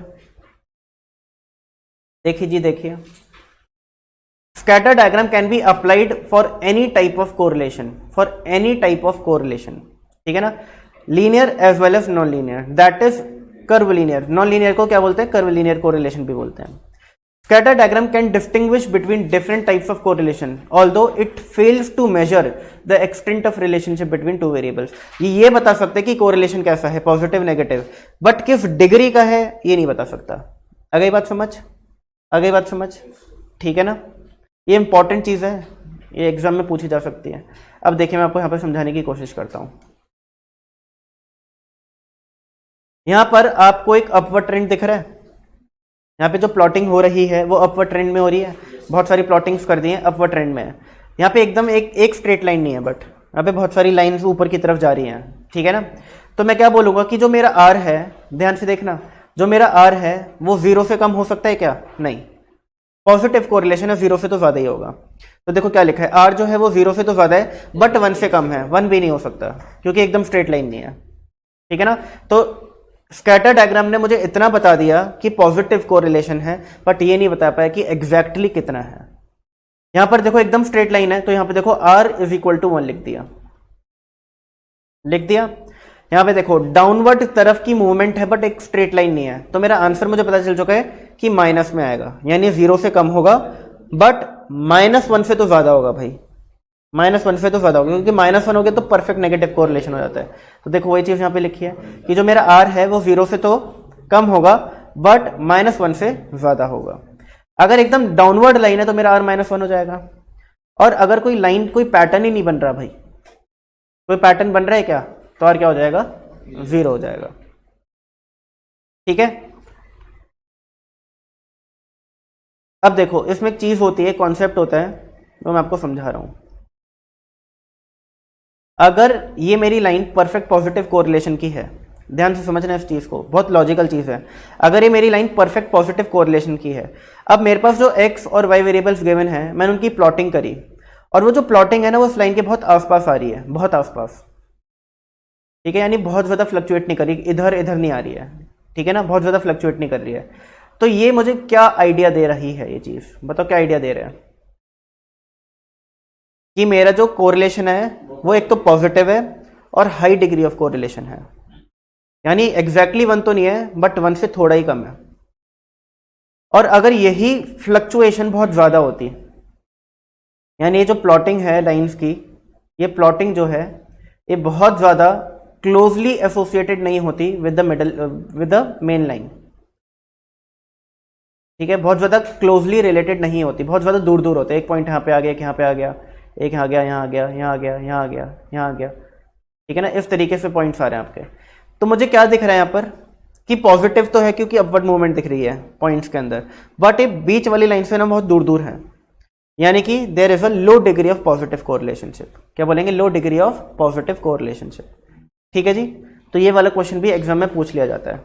कैसे पूछा जाता है, हमारे इस बुक के अंदर क्वेश्चन है इस टाइप का, पढ़ेंगे तो मैं आपको समझाऊंगा। आइए जी, पहला method complete, scatter diagram method complete. अगला आता है, मैंने आपको पहले ही बताया था कि चैप्टर जो है फॉर्मूला बेस्ड थोड़ा ज़्यादा है, तो देखो आपको बड़े बड़े फॉर्मूले दिख गए होंगे अब तक तो, बट दिक्कत नहीं होगी आप लोगों को, अच्छे से हो जाएंगे, मैं बताऊंगा क्यों। Karl Pearson coefficient of correlation, ठीक है, Karl Pearson coefficient of correlation, ठीक है, क्या साइन होता है कोएफिशिएंट ऑफ कोरिलेशन का? आर, ये हमें पता ही है, ठीक है। तो देखो, it is the most used method of finding the relationship between two variables. Exam में क्वेश्चन आ सकता है, which is the highly used measure, most used measure of finding correlation, और चारों ऑप्शन दे देंगे, चारों मेथड्स, तो आप किस पे टिक कर क्या होगे? Karl Pearson coefficient of correlation पे। वेरी गुड, ठीक है ना। Karl Pearson coefficient of correlation is also known as product movement correlation, ये भी एग्जाम में क्वेश्चन आ सकता है। Which of the following method is also known as product movement correlation, ठीक है ना, और आपको अलग अलग नाम दे देंगे, तो आपको पता होना चाहिए कि Karl Pearson coefficient of correlation को ही प्रोडक्ट मूवमेंट कोरिलेशन भी बोलते हैं। Correlation gives a measure of the extent and direction of relationship between two variables. तो ये वाला कोरिलेशन मुझे क्या बताता है? एक्सटेंट एंड डायरेक्शन, डायरेक्शन यानी कि पॉजिटिव है नेगेटिव है ये भी बता देता है, और एक्सटेंट यानी कि आर भी निकाल के देता है, एग्जैक्टली कितना आएगा, ठीक है ना। तो डायरेक्शन कैसे पता चलेगी? आर का आंसर देख के, पॉजिटिव में आ रहा है नेगेटिव में आ रहा है, तो डायरेक्शन पता चल जाएगी, यानी पॉजिटिव है या नेगेटिव है। और आर आ कितना रहा है इससे पता चल जाएगा कि हाई डिग्री है, लो डिग्री है, वेरी लो डिग्री है, वेरी हाई डिग्री है, ठीक है। Formula for determining the correlation coefficient R, ये आपके फॉर्मूलाज आ गए यहाँ पर, ठीक है ना, ध्यान से सुनना। कौन सा मेथड है? Karl Pearson coefficient of correlation. ये मेथड क्या, ये फॉर्मूला क्या इंपॉर्टेंट है? नो, खुद सोचो, एक नंबर के लिए बहुत बड़ा नहीं हो जाएगा उसका सोल्यूशन? नहीं, वो भी कम आता है, हो सकता है पूछ ले, याद कर लेना अगर इतना आपको लग रहा है, वैसे आता नहीं एग्जाम में। एग्जाम में जो आता है वो आता है सबसे ज्यादा ये वाला, this is the most important one, most important, ये तो आपको करके ही करके जाना है, ठीक है ना। अब देखो इसके अंदर आर का फॉर्मूला क्या है? कोवेरिएंस, सीओवी मतलब होता है covariance between two variables X and Y, covariance between two variable X and Y upon standard deviation of X into standard deviation of Y. Standard deviation कैसे निकालते हैं पिछले चैप्टर में सीखा हम लोगों ने, याद है आपको? देखो ये रहा फॉर्मूला, यही तो था, यही तो था फॉर्मूला, ठीक है। तो स्टैंडर्ड डेविएशन कैसे निकालते हैं हमें पता है, तो स्टैंडर्ड डेविएशन कैसे निकालना है हमें पता है, ठीक है। कोवेरिएंस एक्स कॉमा वाई, पहले तो मैं ये बताऊंगा कि होता क्या है, फिर मैं इसका फॉर्मूला दिखाऊंगा आप लोगों को। ये रहा फॉर्मूला, ये रहा फॉर्मूला, ठीक है ना। पहले तो समझो होता क्या है। देखो जी, ध्यान से सुनना मेरी बात को, दो वेरिएबल्स हैं एक्स और वाई, ठीक है। अगर इनके बीच एक पॉजिटिव कोरिलेशन है तो मेरा आंसर क्या आएगा? पॉजिटिव में आएगा। 1 से ज्यादा आ सकता है क्या? नहीं आ सकता, 1 या 1 से थोड़ा कम आएगा। नेगेटिव है तो मैक्सिमम -1, उससे कम, उससे ज्यादा आएगा, उससे कम नहीं आ सकता, ठीक है ना। -1 से कम मतलब क्या हो गया? -2 -3, -1 से कम होता है, कम नहीं आ सकता, ज्यादा आ सकता है, यानी -0.5 आ सकता है, -0.30 आ सकता है। और अगर मेरे पास आता है कुछ भी आंसर, तो मैं इस आंसर को देख के क्या डिटरमाइन कर लेता हूं कि मेरा जो कोरिलेशन है वो किस एक्सटेंट का है, ठीक है, कितना हाई डिग्री है, लो डिग्री है, वेरी लो डिग्री है, मॉडरेट डिग्री ऑफ कोरिलेशन है। कोवेरिएंस और कोरिलेशन का मतलब एक ही होता है, कोवेरिएंस और कोरिलेशन का मतलब एक ही होता है। कोवेरिएंस भी क्या करता है कि दो वेरिएबल्स के बीच कैसा रिलेशनशिप है, पॉजिटिव या नेगेटिव। बट कोवेरिएंस की एक ड्रॉबैक है बहुत बड़ी। कोवेरिएंस, लेट से एक्स और वाई आपके दो वेरिएबल्स हैं, एक्स और वाई आपके दो वेरिएबल्स हैं, ठीक है, इनका कोवेरिएंस आ गया, इनका कोवेरिएंस आ गया, आपने जब निकाला covariance X comma Y, formula apply करके लेट से आ गया 900। 900 देख के मैं सिर्फ एक चीज का आइडिया लगा पा रहा हूं कि ये पॉजिटिव है, बट मुझे कुछ पता नहीं चल रहा कि हाई डिग्री है, लो डिग्री है, कुछ पता नहीं चल रहा, क्योंकि मुझे पैरामीटर ही नहीं पता इसका। एक स्कोप होता है ना, जैसे आर क्या है, -1 से +1 के बीच होता है, तो मेरे आंसर से मैं बता देता हूं कि हाई डिग्री है, लो डिग्री है। बट कोवेरिएंस का आंसर 900 आ रहा है, मैं नहीं बता पा रहा कि हाई डिग्री है, लो डिग्री है। अगर मेरे वेरिएबल्स जो है बहुत बड़े बड़े वेरिएबल्स थे, तो हो सकता है 900 बहुत ही छोटा वो हो फिगर, और ये बहुत लो डिग्री ऑफ पॉजिटिव कोरिलेशन हो। और हो सकता है बहुत high degree of positive correlation हो, बट कितना है मुझे नहीं पता चल रहा। तो कोवेरिएंस और कोएफिशिएंट ऑफ कोरिलेशन में किस चीज का फर्क है? एक मुझे एग्जैक्टली बता देता है कि हाई डिग्री है लो डिग्री है, बट एक मुझे सिर्फ ये बता पाता है कि पॉजिटिव है या नेगेटिव है। आ गई बात समझ? ठीक है, तो देखिए कोवेरिएंस का फॉर्मूला क्या होता है? x minus X bar Y minus Y बार। तो आप क्या करोगे, पहले x बार और y बार निकालोगे, अगर x और y गिवन है तो x बार y बार निकालोगे, फिर x माइनस एक्स बार और y माइनस वाई बार निकालोगे, फिर दोनों को मल्टीप्लाई कर दोगे, और मल्टीप्लाई करने के बाद उस कॉलम का टोटल ले लोगे, तो आपका क्या आ जाएगा, summation of x minus X bar into Y minus Y bar. और किससे डिवाइड कर दोगे? n से डिवाइड कर दोगे। अगला क्वेश्चन कि क्या सर हमें एग्जाम के अंदर ये निकालना होगा? आंसर इज नो, गिवन होगा। जब आपका क्वेश्चन आएगा ना, मैं आपको बता रहा हूँ, ध्यान सुनना, आपका क्वेश्चन अगर आएगा इस चैप्टर में से, तो आपको कोवेरिएंस भी गिवन होगा, आपको स्टैंडर्ड डिवीजन ऑफ x भी गिवन होगा, आपको स्टैंडर्ड डिवीजन ऑफ y भी गिवन होगा। आपको कुछ नहीं निकालना, खुद सोचो एक नंबर के लिए कुछ इतना निकालना होगा, इतना निकालना होगा कि कोवेरिएंस भी निकालो भाई, पहले स्टैंडर्ड डिवीजन ऑफ x भी निकालो, स्टैंडर्ड डिवीजन ऑफ y भी निकालो। मैंने तो आपको मेजर्स ऑफ डिस्पर्जन में ये तक नहीं बोला कि स्टैंडर्ड डिवीजन निकालने को आ सकता है, ये भी नहीं बोला मैंने, बोला प्रॉपर्टी से ज्यादा क्वेश्चन आते हैं, क्योंकि एक नंबर के लिए एक वेरिएबल का भी स्टैंडर्ड डिवीजन निकालना हो ना, वो भी हैवी हो जाता है। यहाँ पे तो x का भी निकालो, y का भी निकालो, कोवेरिएंस भी निकालो, पॉसिबल है क्या? नहीं। तो एग्जाम में जब क्वेश्चन आता है तो तीनों चीज गिवन होती हैं, और आपको पूछा जाता है कि भाई बताओ कोएफिशिएंट ऑफ कोरिलेशन क्या होगा। एग्जामिनर क्या चेक करना चाह रहा है कि आपको फॉर्मूला पता है कि नहीं पता?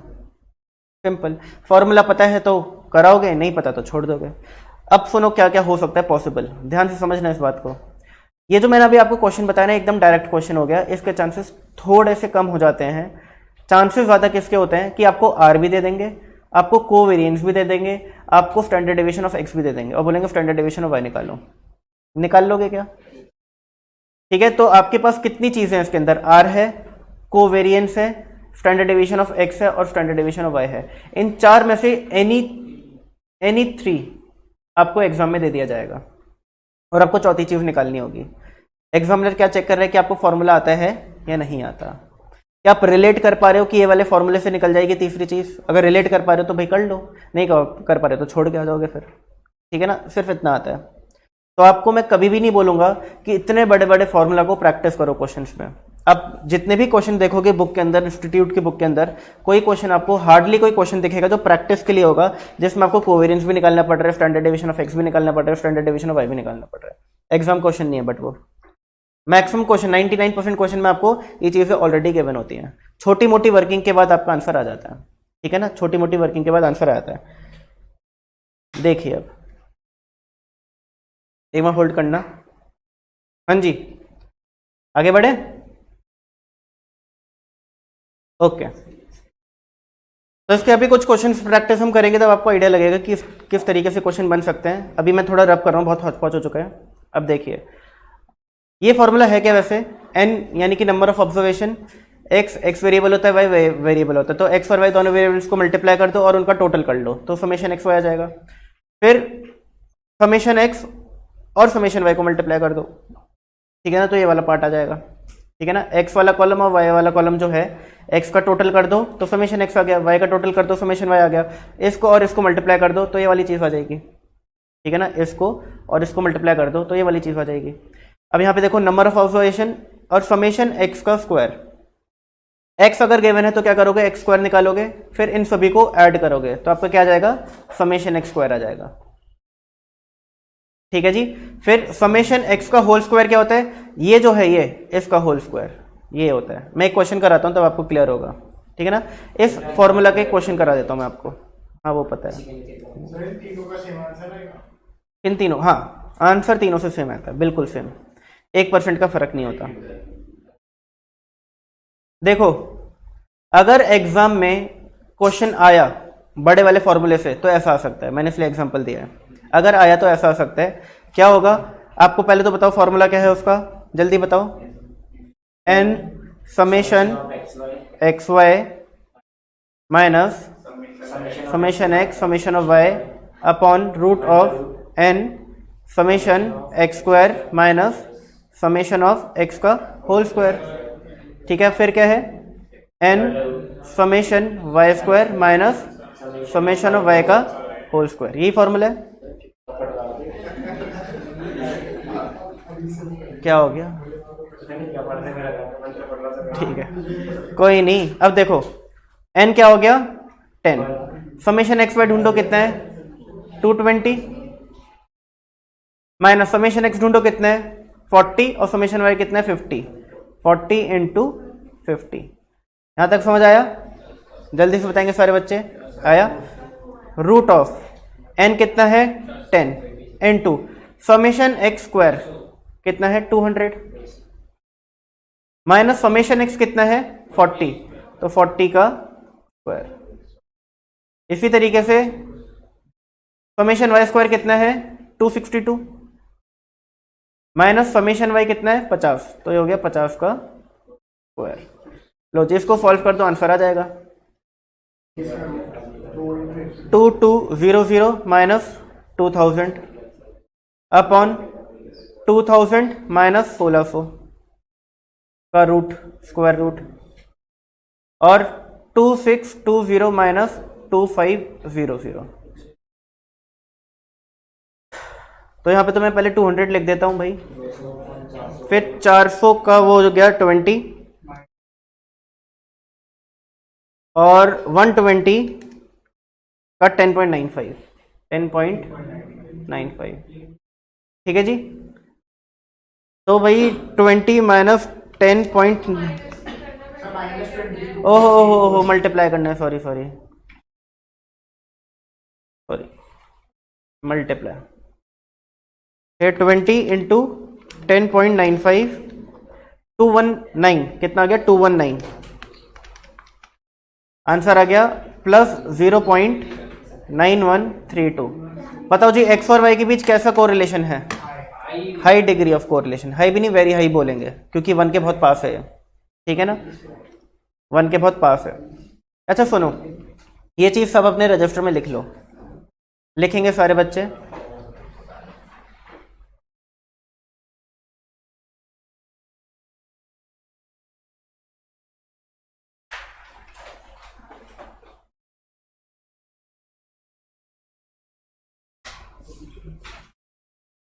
दो कॉलम बनाएंगे,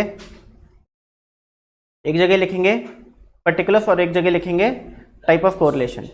तो अगर मेरा आंसर 0 से लेकर के प्लस 0.25 के बीच में आता है, 0 से लेकर के, ठीक है, प्लस 0.25 के बीच में आता है, तो मैं इसको क्या बोलूंगा? Very low degree of positive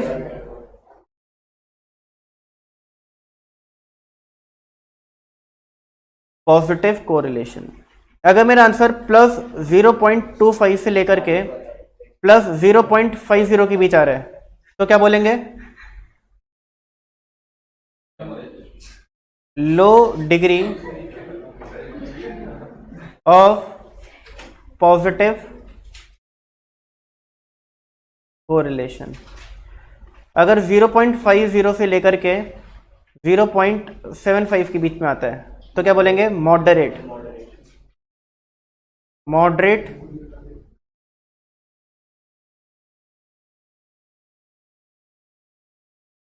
degree of positive correlation. Plus 0.75 से लेकर के, ये प्लस है, ठीक है, ये आता है प्लस 0.90 के बीच, तो बोलते हैं high degree of positive correlation. और इस बीच में आता है तो क्या बोलेंगे? Very high degree of positive correlation. और 1 आता है तो एग्जैक्टली परफेक्ट पॉजिटिव कोरिलेशन। तो सेम नेगेटिव वाले के साथ कर लोगे क्या?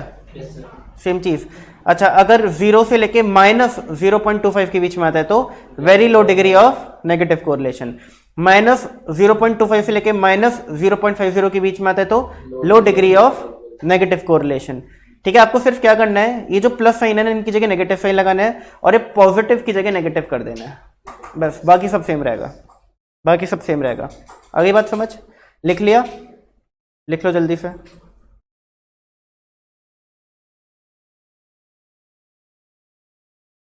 नहीं, मतलब आपको ये चीज़ पता होनी चाहिए, बट पूछा भी जा सकता है, ऐसा नहीं कि नहीं आएगा, चांसेस होते हैं।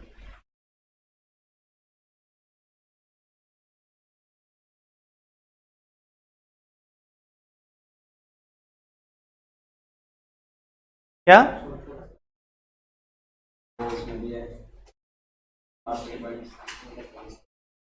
लास्ट के पॉइंट्स मतलब? 50 सर, जैसे उसमें भी है, सेकंड में भी, थर्ड में भी। हाँ, तो आप उसे फिर moderate degree of positive correlation बोल सकते हो। एक तरीके की एक्सक्लूसिव सीरीज हो गई ना, तो आप अगले वाले में काउंट कर लेना उसको। अब देखो यहाँ पे 1 आ रहा है, बट 1 हम काउंट तो नीचे कर रहे हैं ना आखिरी वाले में। इसी तरीके से अगर 0.5 एग्जैक्ट आंसर आ रहा है तो 0.5 इस वाले में काउंट होगा, 0.75 आ रहा है तो इस वाले में काउंट होगा, 0.9 आ रहा है तो इस वाले में, 1 आ रहा है तो इस वाले में।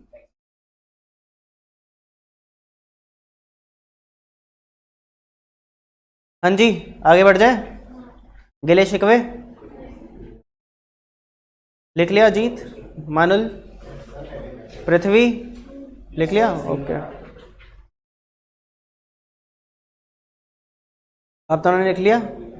दुर्गेश राजन, हिमांशु कुछ लिख तो लो भाई। अच्छा, एकता लिख लिया? साहिल लिख रहे हो? लिख लिया? लिख रहे हो? जल्दी लिखो भाई। चलो, अगर लिख लिया तो आगे बढ़ जाए। चलो भाई आगे बढ़ रहे हैं, आओ जी वापस। तो एग्जाम्पल 1 तो समझ आ गया आप लोगों के। एग्जाम्पल 2 देखो, एग्जाम्पल 2 मैं थोड़ा इसको हटा दूं पहले, तो रब करूं। If the coefficient of correlation between x and y is 0.28, यानी r इज इक्वल टू क्या दिया है?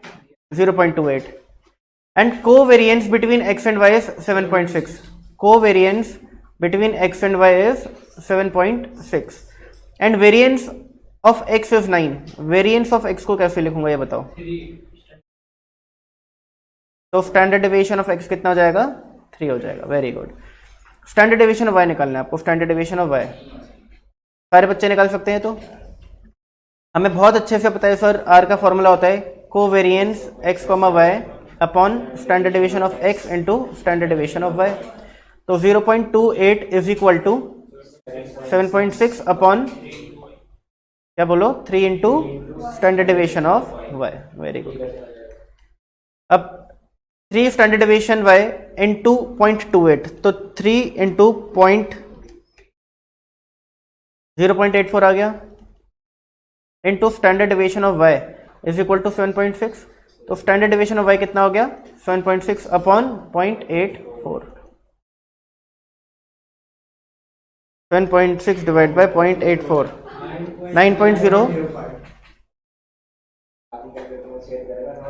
ठीक है, तो जो भी आपका ऑप्शन, ऐसा वाला ऑप्शन दिखेगा आपको, वो आपका आंसर हो जाएगा। ठीक है जी।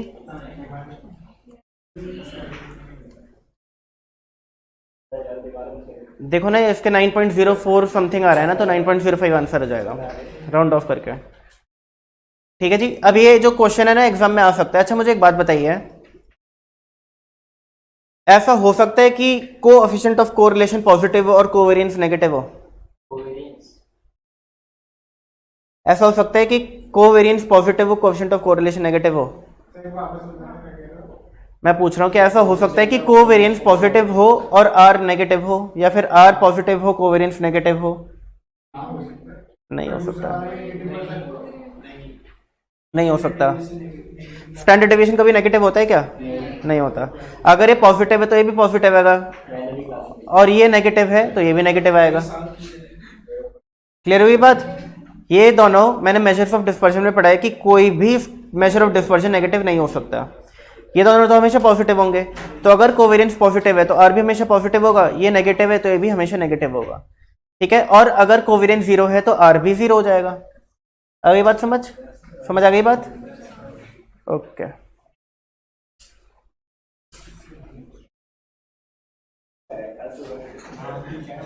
चलो, होली पे तो सब लोग यहीं पर हो, कहीं जा रहे हो इधर उधर घूमने?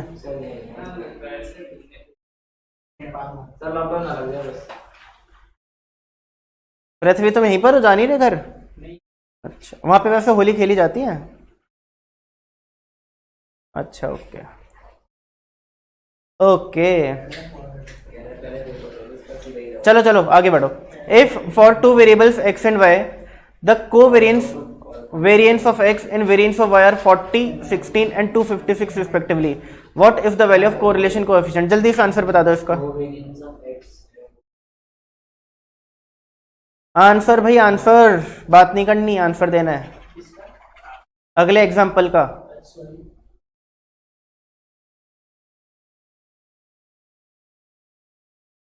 पढ़ो ना क्वेश्चन।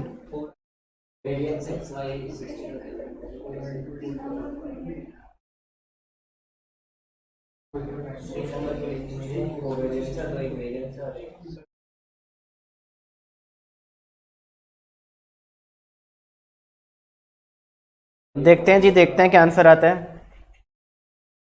देखो क्वेश्चन बोल रहा है कि आपको को वेरिएंस दिया हुआ है एक्स और वाई का, वेरिएंस ऑफ एक्स दिया हुआ है और वेरिएंस ऑफ वाई दिया हुआ है। तो को वेरिएंस कितना है 40, वेरिएंस ऑफ एक्स कितना है 16 और वेरिएंस ऑफ वाई कितना है 256। ठीक है, ये चीज आपको दी हुई है। बहुत हौच पौच कर दिया मैंने, इसको थोड़ा क्लीन कर दूं। आपको आर निकालना है तो सिंपली फॉर्मूले में वैल्यूज डालो और निकाल लो।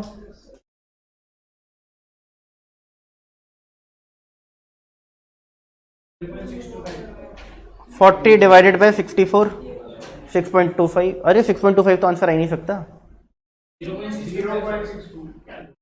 0.625। ठीक है, ये बताओ कौन सी डिग्री का बैठेगा?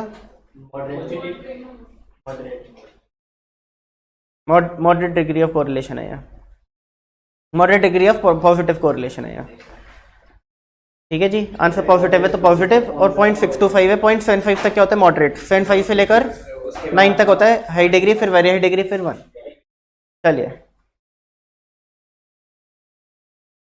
हाँ जी, तो क्या क्या हो गया हमारे इस पेज पर? ये वाला फॉर्मूला हो गया, ये वाला फॉर्मूला अच्छे से हो गया। अब तो ये अच्छे से आपके खून में घुस गया होगा, घुल गया होगा। देखिए जी, एक और फॉर्मूला होता है आर का, क्या है ये? Summation x minus X bar Y minus Y bar upon standard deviation of x into standard deviation of y। ठीक है, ये भी एक फॉर्मूला है, ये भी एक फॉर्मूला है। ठीक है जी, देखिए जी, कोवेरिएंस x कॉमा y कैसे निकाल सकते हैं? x minus X bar Y minus Y बार का प्रोडक्ट का सम अपॉन n, या फिर कैसे निकाल सकते हैं? Summation X Y upon N minus summation X upon N summation Y upon N, और इसको हम x बार और इसको y बार बोल सकते हैं। यानी क्या हो सकता है? कोवेरिएंस का फॉर्मूला क्या हो गया? Summation X Y upon N minus mean of X into mean of Y, ये बोल सकते हैं हम। ठीक है, ये हो गया मीन ऑफ एक्स और हो गया मीन ऑफ वाई। देखो जी, देखो हो गया, कितना इजी है। आगे बढ़ेंगे। स्टैंडर्ड डेविएशन का फॉर्मूला हमें पता ही है, ये रहा, हमने पिछले चैप्टर में कर लिया था। क्या लिखा है यहाँ पे देखिए, covariance is an absolute measure of comovement between two variables. Its value range is between minus infinity to plus infinity.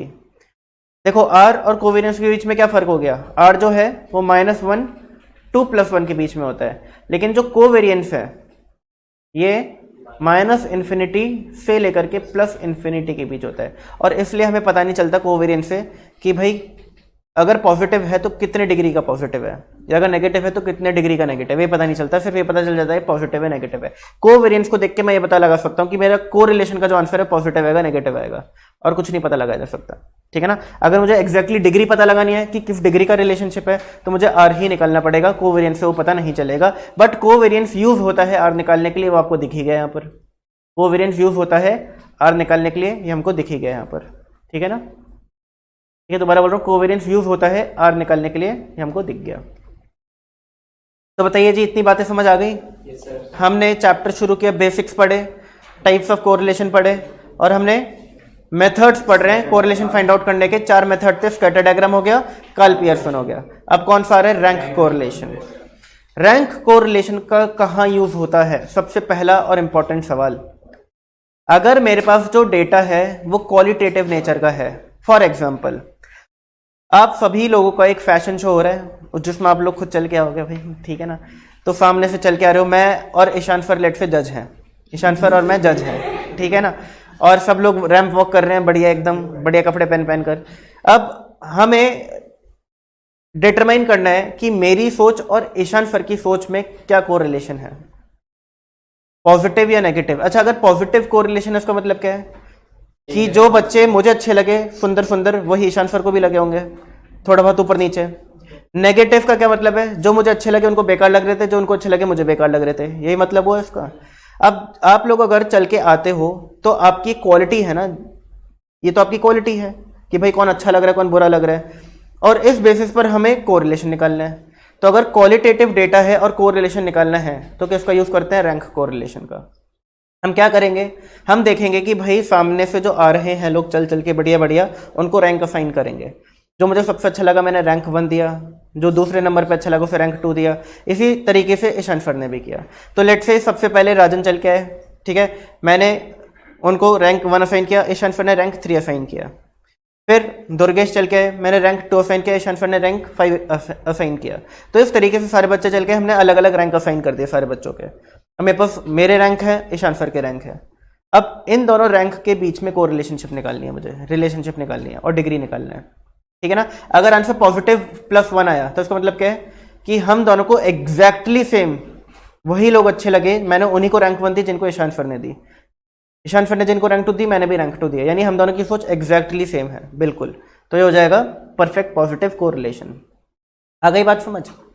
अब देखिए, rank correlation is applied to identify the correlation between qualitative characteristics. तो अगर आपके पास qualitative characteristics हैं और question आ गया, if you are dealing with qualitative characteristics which of the following measure of correlation will you adopt, will you use, और चारों option आ गए आपके पास, scatter diagram, coefficient of Karl Pearson, और रैंक कोरिलेशन और प्रोडक्ट मूवमेंट कोरिलेशन, ठीक है ना, सॉरी कॉन्करेंट डेविएशन, ठीक है, कॉन्करेंट डेविएशन वाला। तो किसको टिक करके आओगे, रैंक कोरिलेशन को टिक करके आओगे, ठीक है ना।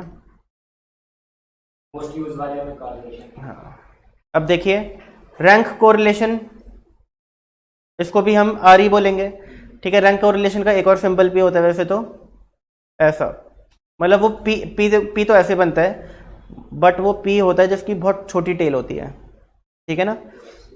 इस तरीके का भी इसका सिंबल होता है, और आर से भी आप डिनोट कर सकते हो, किसी से भी डिनोट कर सकते हो इसको आप। देखो इसको ऐसे क्यों लिखा जाता है, क्योंकि स्पीयरमैन इस रैंक कोरिलेशन का नाम है स्पीयरमैन रैंक कोरिलेशन। स्पीयरमैन में पी का थोड़ा वो आ रहा है ना, पियर, तो उन्होंने अपना साइन ऐसा दे दिया जिनने रैंक कोरिलेशन निकाला, पी फॉर्म में, ठीक है ना, स्पीयरमैन। जैसे Karl Pearson coefficient of correlation था वो, ठीक है, ये क्या है, स्पीयरमैन रैंक कोरिलेशन, ठीक है। तो स्पीयरमैन में पी का बहुत वो आ रहा है ना वेटेज, तो इसलिए उन्होंने पी जैसा इसको वो दे दिया साइन, बट आर से भी आप इसको डिनोट कर सकते हो, कोई दिक्कत वाली बात नहीं है। फॉर्मूला क्या है इसका, 6 समेशन d² अपॉन n² - 1, ठीक है। अब इसमें d क्या है ये समझना है, n तो हम सभी को पता है क्या होता है, नंबर ऑफ ऑब्जर्वेशन, ठीक है। इस पूरे फॉर्मूले में 2 ही तो चीजें हैं, एक d और एक n हमें पता है, d समझना है और फॉर्मूला कंप्लीट, ठीक है ना। d क्या होता है, difference of rank, difference of rank. देखो कैसे होगा, ये है पार्टिसिपेंट नंबर 1 2 3 4 5, ये है मयंक सर, ये है ईशान सर, ये है जजेस, ठीक है। इनको बोलते हैं जज 1, इनको बोलते हैं जज 2। पहला पार्टिसिपेंट आया चल करके, मैंने रैंक 1 दिया, ईशान सर ने रैंक 3 दिया। दूसरा आया, मैंने रैंक 4 दिया, ईशान सर ने रैंक 5 दिया। तीसरा आया, मैंने रैंक 3 दिया, ईशान सर ने रैंक 2 दिया। फिर एक और आया, मैंने रैंक 2 दिया, ईशान सर ने रैंक 1 दिया। फिर एक और आया, मैंने रैंक 5 दिया, ईशान सर ने रैंक 4 दिया, ठीक है जी। अब मुझे पता लगाना है कि मेरे और ईशान सर की सोच में किस डिग्री का कोरिलेशन है।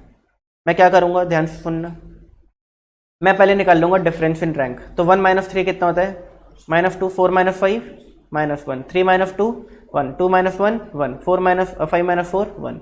अब मैं d² निकाल लूंगा, 4 1 1 1 1, ठीक है ना। इसका टोटल कितना आएगा, 4 5 6 7 8, 8 आ जाएगा। अब देखिए मैंने समेशन डी स्क्वायर निकाल लिया, ये रहा। ठीक है जी, समेशन डी स्क्वायर निकाल लिया। अब मुझे क्या करना है, आर निकालना है। तो कि देखो क्या हो गया, 1 माइनस 6 इंटू कितना आ रहा था समेशन डी स्क्वायर 8 अपॉन कितने मॉडल्स हैं पार्टिसिपेंट 5, 5 का स्क्वायर माइनस 1। ठीक है, बताओ जी क्या आंसर आ रहा है।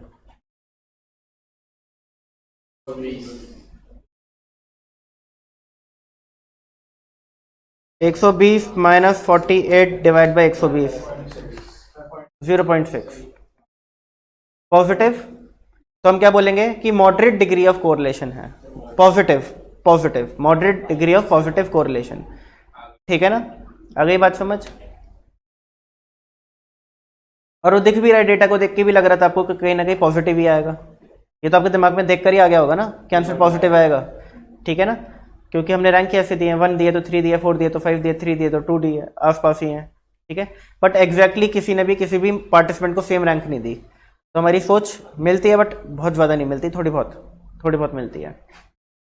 ओके जी, तो ये इसका फॉर्मूला है और इसको इस तरीके से किया जाता है जो मैंने आपको समझा दिया। क्लियर है। देखिए जी, in case of tie in rank that is when some rank are common following formula is applied. अब कई बार क्या हो सकता है कि कॉमन रैंक आ सकती है। Common rank as N, common rank का मतलब ये नहीं है कि मैंने जो रैंक दी 1 एक बंदे को, ईशांत सर ने भी उसी बंदे को 1 रैंक दी। इसको हम कॉमन रैंक नहीं बोलते। यहाँ पर हम इसको कॉमन रैंक नहीं बोलते। कॉमन रैंक क्या होता है समझो, ध्यान से समझना। जज 1 जज 2, ठीक है, मैं हूं जज 1, ईशान सर है जज 2। पहला पार्टिसिपेंट आया, मुझे सबसे मतलब मुझे ठीक ठीक लगा, मैंने 3rd रैंक दे दी। दूसरा पार्टिसिपेंट आया, मुझे बहुत अच्छा लगा।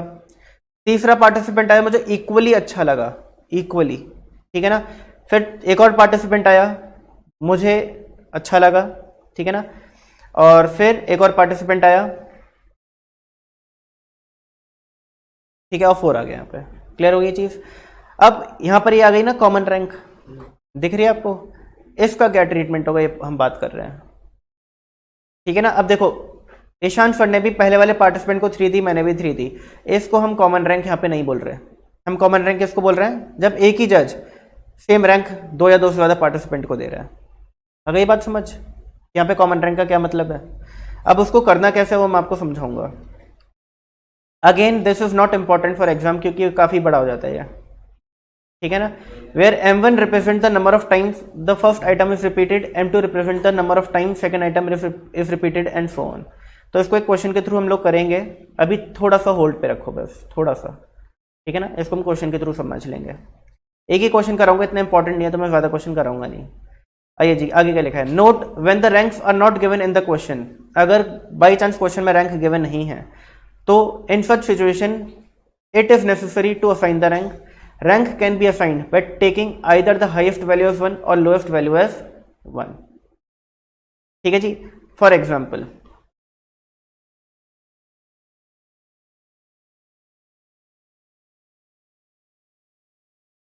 x और y, ठीक है ना। मेरे पास डेटा गिवन है और डेटा कुछ इस तरीके से है कि लेट से मुझे रैंक गिवन ना होकर के लेट से क्लास में बच्चों के मार्क्स आए वो गिवन है। ठीक है ना, क्लास में बच्चों के मार्क्स आए वो गिवन है। तो x जो है ये एक सब्जेक्ट है, y भी एक सब्जेक्ट है। तो x सब्जेक्ट में कुछ इस तरीके से मार्क्स आए बच्चों के 20, 22, 25, 20, 21, 25 और 25। और y सब्जेक्ट में बच्चों के मार्क्स कुछ ऐसे आए हैं 19, 25, 25, 25, 23, 19 और 20। अब मुझे ये निकालना है कि बच्चों के जो मार्क्स आए हैं सब्जेक्ट x और सब्जेक्ट y में ये कितना कोरिलेटेड है। ठीक है, अगर तो देखो पॉजिटिव कोरिलेशन है तो इसका क्या मतलब है कि जो बच्चे सब्जेक्ट x में अच्छा परफॉर्म कर रहे हैं वो y में भी कर रहे हैं। और नेगेटिव है तो इसका क्या मतलब है, जो x में तो अच्छा परफॉर्म कर रहे हैं y में नहीं कर रहे हैं, या फिर y में अच्छा परफॉर्म कर रहे हैं x में नहीं कर रहे हैं। क्या जो कोरिलेशन है सबके थ्रू सबके लिए? हाँ वो हो सकता है, मैं वो आप बिल्कुल सही कह रहे हो आप उसको, उसको भी मैं समझाऊंगा आपको, डिफंक्ट कोरिलेशन कह देते हैं उसको कई बार हम लोग। अब देखिए, तो मुझे अगर इनके बीच में कोरिलेशनशिप निकालनी है तो मुझे क्या करना है, क्वेश्चन बोल रहा है कि भाई रैंक कोरिलेशन का यूज़ करके इसको निकालो। क्या यूज़ करके? Rank correlation. अब मैं कैसे करूं भाई, रैंक तो गिवन ही नहीं है इसके अंदर, तो मैं क्या करूंगा, मैं सबसे पहले रैंक असाइन करूंगा। ठीक है, अब हाईएस्ट मार्क्स कितने आए हैं? 25, तो 25 वाले को मैं रैंक 1 दे दूं। ठीक है, रैंक 1 दे दिया, रैंक 1 दे दिया, रैंक 1 दे दिया। यही आप सोच रहे हो? 25 के बाद दूसरे नंबर पे क्या है? 22, रैंक 2 दे दूं। 23 भी है क्या? अरे इधर है वो। ठीक है, फिर उसके बाद कितना है? 21, रैंक 3 दे दूं। फिर 20, रैंक 4 और रैंक 4 दे दूं। आपके दिमाग में ये तो आ रहा है, बट ये ऐसे नहीं करना, नहीं ऐसे नहीं करना, वो मैं आपको बताऊंगा क्या करना। आपके दिमाग में तो ये आ रहा है ना? ठीक है, अब मुझे एक बात बताओ, क्लास में बच्चे कितने हैं? 1 2 3 4 5 6 7, 7 बच्चे और रैंक 4 तक आई है अब सिर्फ। ये तो दिक्कत हो गई। ठीक है ना, बच्चे 7 है, रैंक कितने हैं? 4 तक आई है, ये तो दिक्कत हो गई। तो इसका एक तरीका बताया गया है कि इसको किस तरीके से हमें असाइन करना होता है। तो क्या बोलता है कॉन्सेप्ट, क्या बोलता है? देखो 25 25 25, 3 बच्चों ने पहली 3 रैंक्स ले ली। ठीक है ना, पहले 3 बच्चों ने 3 रैंक्स ले ली। अब देखो first rank, second rank, third rank, इन तीनों रैंक का एवरेज निकालो। बताओ क्या आएगा? इन तीनों रैंक का एवरेज निकालो, रैंक 1 2 और 3 का एवरेज निकालो। 2 आएगा, 1 + 2 + 3/3। ठीक है, कोई नहीं, सुनो सुनो सुनो, 1 + 2 + 3 कितना होता है? 6, 6/3 कितना होता है? 2। तो जो कॉमन रैंक है ना, कैसे साइन करनी है? एवरेज ऑफ रैंक जो ले रहे हैं। तो 25 के आगे मैं क्या लिखूंगा? 2 2 और 2। मेरी पहली 3 रैंक तो चली गई। अब फोर्थ रैंक किसको साइन करूं बताओ? 22 को। फोर्थ के बाद फिफ्थ किसको साइन करूं बताओ? 21 को। 5 भी असाइन कर दी। अब 6 और 7 रैंक बची हैं, तो क्या करूंगा मैं? 6 और 7 का एवरेज कितना होता है? 6.5। तो इसको 6.5 और इसको 6.5 असाइन कर दूंगा। आ गई बात समझ आ गई कैसे असाइन करनी है रैंक? ठीक है ना। अब बिल्कुल इसी तरीके से मुझे वाई का भी बताओ फिर। रैंक 1 किसको दूं बताओ? 25 25 25, तो 2 और 2 और 2 दे दूं, क्योंकि 25 25 25 यानी रैंक 1 2 3, 3 रैंक 3 बच्चे ले जा रहे हैं। तो हम क्या करेंगे? इन रैंक का एवरेज निकालेंगे। 1 + 2 + 3 कितना होता है? 6/3 कितना होता है? 2। तो मैंने तीनों को 2 दे दी। पहली 3 रैंक, ध्यान देना, पहली 3 रैंक जा चुकी हैं। फोर्थ, फिफ्थ, सिक्स्थ और 7th रैंक बची हैं। फोर्थ किसको दूं? फोर्थ रैंक 23 को दूं। ठीक है, 23 को दे दी। फिफ्थ किसको दूं? ठीक है, फिर 6th और 7th एक ही बंदा ले रहा है, उसका एवरेज दे देंगे 6.5 और 6.5। आ जाती है, ऐसे ही करते हैं। कॉन्सेप्ट बोलता है ऐसे करना है तो ऐसे कर रहे हैं। ठीक है, 6.5 रैंक की देनी है उसको। नंबर तो देते नहीं है 6.5। ठीक है, ठीक है, तो रैंक असाइन कैसे करनी है हमको समझ आ गया। अब देखो डिफरेंस इन रैंक बताओ। 0 2 0 4.5 1 -4.5 और 3 माइनस के साथ डी स्क्वायर बताओ। 0 4 0 4.5 का स्क्वायर क्या होता है? 20.25 20.25 और 9। समेशन डी स्क्वायर बताओ मुझे। 4 + 20.25 + 20.25 + 9 53.5। ठीक है जी। अब देखना क्या करना है हम लोगों को। मुझे क्या निकालना है? आर निकालना है। कॉमन रैंक का सिचुएशन है, तो मैं कौन सा फॉर्मूला यूज करने वाला हूं? ये वाला फॉर्मूला। ठीक है, मतलब ये आता नहीं है, मैं इसलिए मैं समझा रहा हूं कैसे करना है। मुझे सिर्फ ये बता दो कि डी स्क्वायर कितना है? 53.5 है। कितना है? 53.5। तो यहाँ पे डी स्क्वायर कितना आ जाएगा? 53.5। ठीक है ना। तो मैं क्या कर रहा हूं? r = 1 - 6 bracket 53.5। यहाँ पे लिखूंगा तो आएगा नहीं पूरा, थोड़ा इधर से लिखते हैं। R is equal to 1 minus 6 53.5। ठीक है, मैंने कितना लिख दिया 1 माइनस 6 53.5। अगला क्या है 1/12, 1/12। बीच में किसका साइन है, प्लस का साइन है। ब्रैकेट के अंदर क्या है देखो m1 क्यूब माइनस m1, और m1 क्या है, represent the number of time first item is repeated. अब मुझे बताइए सबसे पहले रिपीटेशन कहां पे हुई थी, x के केस में हुई थी 25 के साथ। ठीक है, कितनी बार रिपीट हुआ था ये, 3 बार हुआ था, तो m1 क्या हो गया 3 हो गया। Number of times it is repeated, ठीक है 3। यहां पे क्या जाएगा 3 का क्यूब माइनस 3 प्लस। अब मुझे बताइए दूसरी रिपीटेशन कहां पे हुई थी, जल्दी बताओ। दूसरी रिपीटेशन किसके साथ हुई थी, 20 के साथ हुई थी।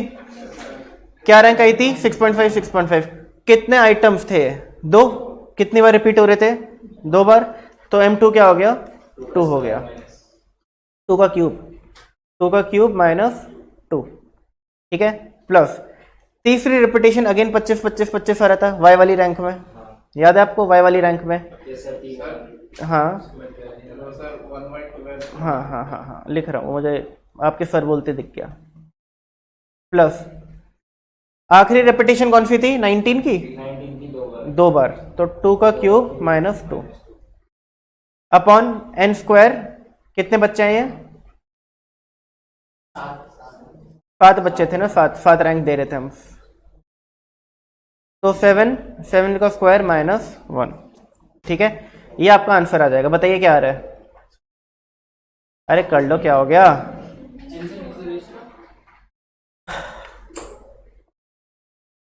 (53.5) प्लस 3 का क्यूब 27 माइनस 3 24 डिवाइड बाई 12, 2 आ गया।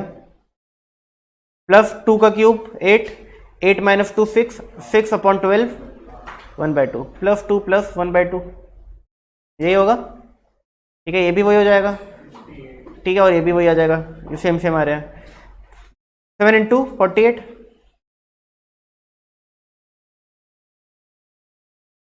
तो 1 माइनस 6, ये मुझे देखना है सॉल्व करके कितना रहा है, अपॉन 336। 53.5 प्लस 2 प्लस 2 प्लस 1, मैंने 1 क्यों किया, हाफ और हाफ कितना होता है 1 होता है। ठीक है, क्या गया 543।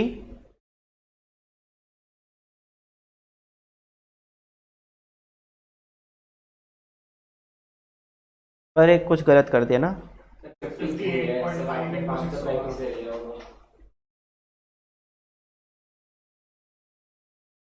53 54 55 58.5। ठीक है, मैंने इसको 6 से मल्टीप्लाई कर दिया था क्या फिर, 351 हो जाएगा मल्टीप्लाई करने के बाद। हाँ 351 आ गया ये, 351 अपॉन 336।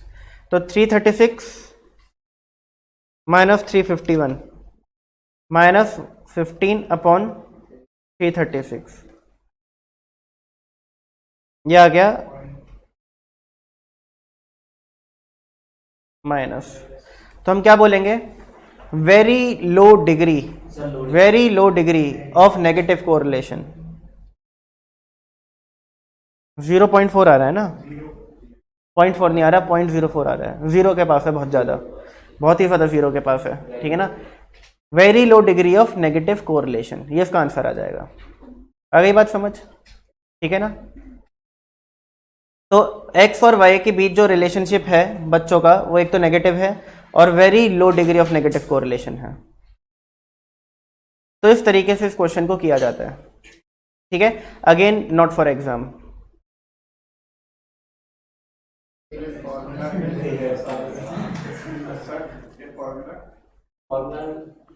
ये फॉर्मूला है, हाँ रट लो, रट सकते हो, कोई दिक्कत नहीं है।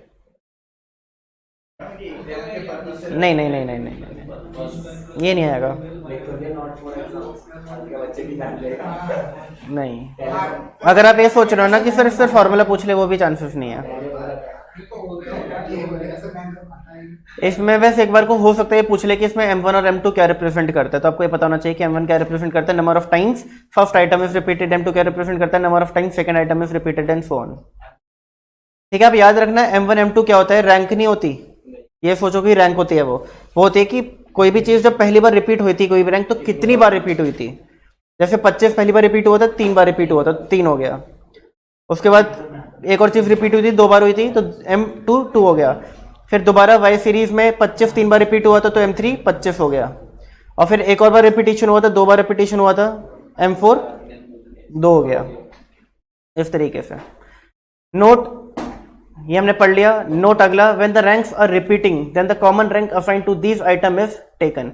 कॉमन रैंक क्या होता है, एवरेज ऑफ कॉमन रैंक, ठीक है ना, average of common rank. Basically average of rank लिखना चाहिए, कॉमन नहीं लिखना चाहिए यहाँ पे, ठीक है जी, एवरेज ऑफ रैंक्स। तो ये वही बोल रहे हैं कि भाई रैंक 1 2 और 3 तीन रैंक 25 नंबर ले रहे हैं, तो 25 को कौन सी रैंक असाइन करूं, इनका एवरेज, इनका एवरेज। तो आगे आ गया 2 आ गया, तो जितनी बार 25 दिख रहे हैं उतनी बार उसके आगे रैंक दे दो 2 2 2। देखिए फिर rank correlation coefficient lies between, बताओ क्या आंसर होगा।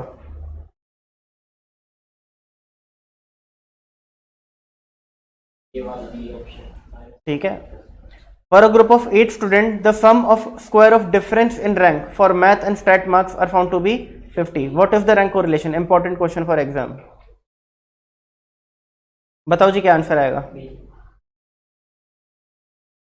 कैसे करोगे। क्या दे रहा है, for a group of 8 student, तो n हो गया 8। रैंक कोरिलेशन का क्वेश्चन है, क्या होता है formula, 1 minus 6 summation D square upon N square minus 1, ये होता है। अब क्या लिखा है, the sum of square of difference in rank, पहले तो डिफरेंस इन रैंक का स्क्वायर का sum, sum of square of difference in rank, यही बोल रहे हैं कि मैथ्स और स्टैट्स, तो जो दो वेरिएबल्स हैं, एक मैथ्स और एक स्टैट्स है, ये कितना है, समेशन डी स्क्वायर 50 है, और आपको क्या निकालना है, आर निकालना है। कर लोगे अब,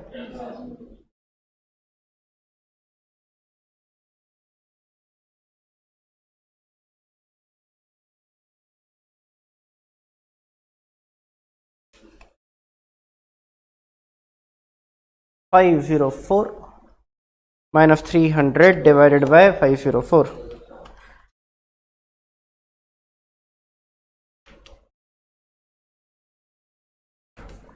0.40 आ रहा है ना,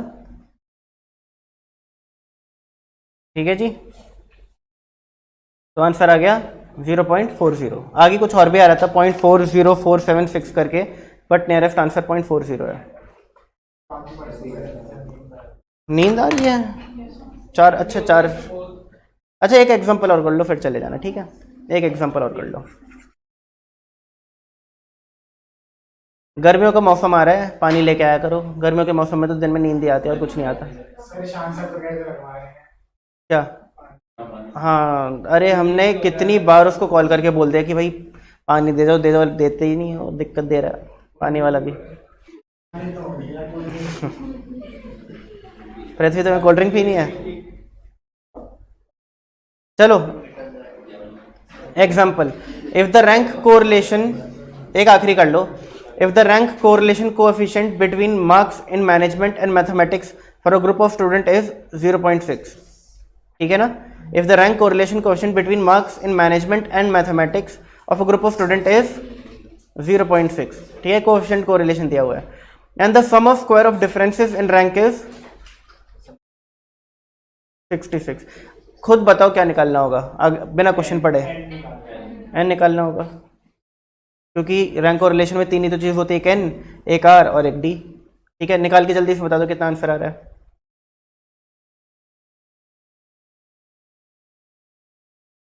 जल्दी जल्दी बता दो।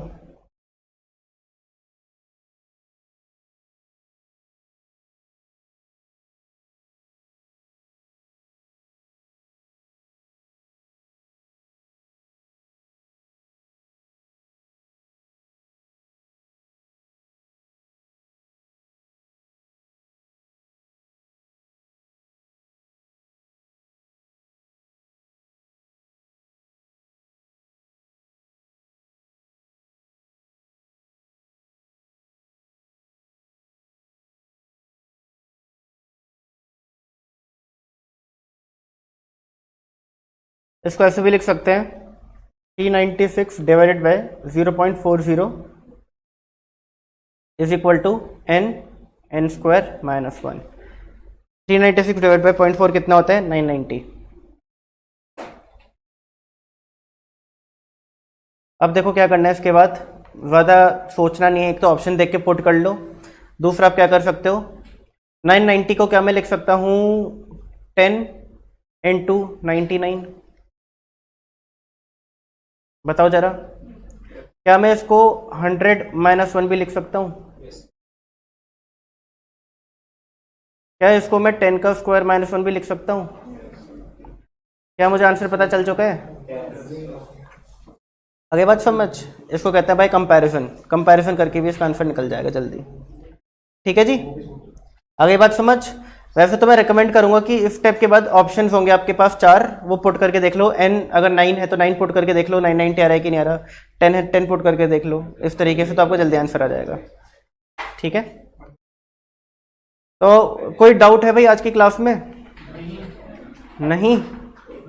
अगली क्लास में क्या करने वाले हम लोग, अगली क्लास में करने वाले हैं कोएफिशिएंट ऑफ कॉन्करेंट डेविएशन। ठीक है जी, चलो आज के लिए इतना ही है, फिर बाय बाय।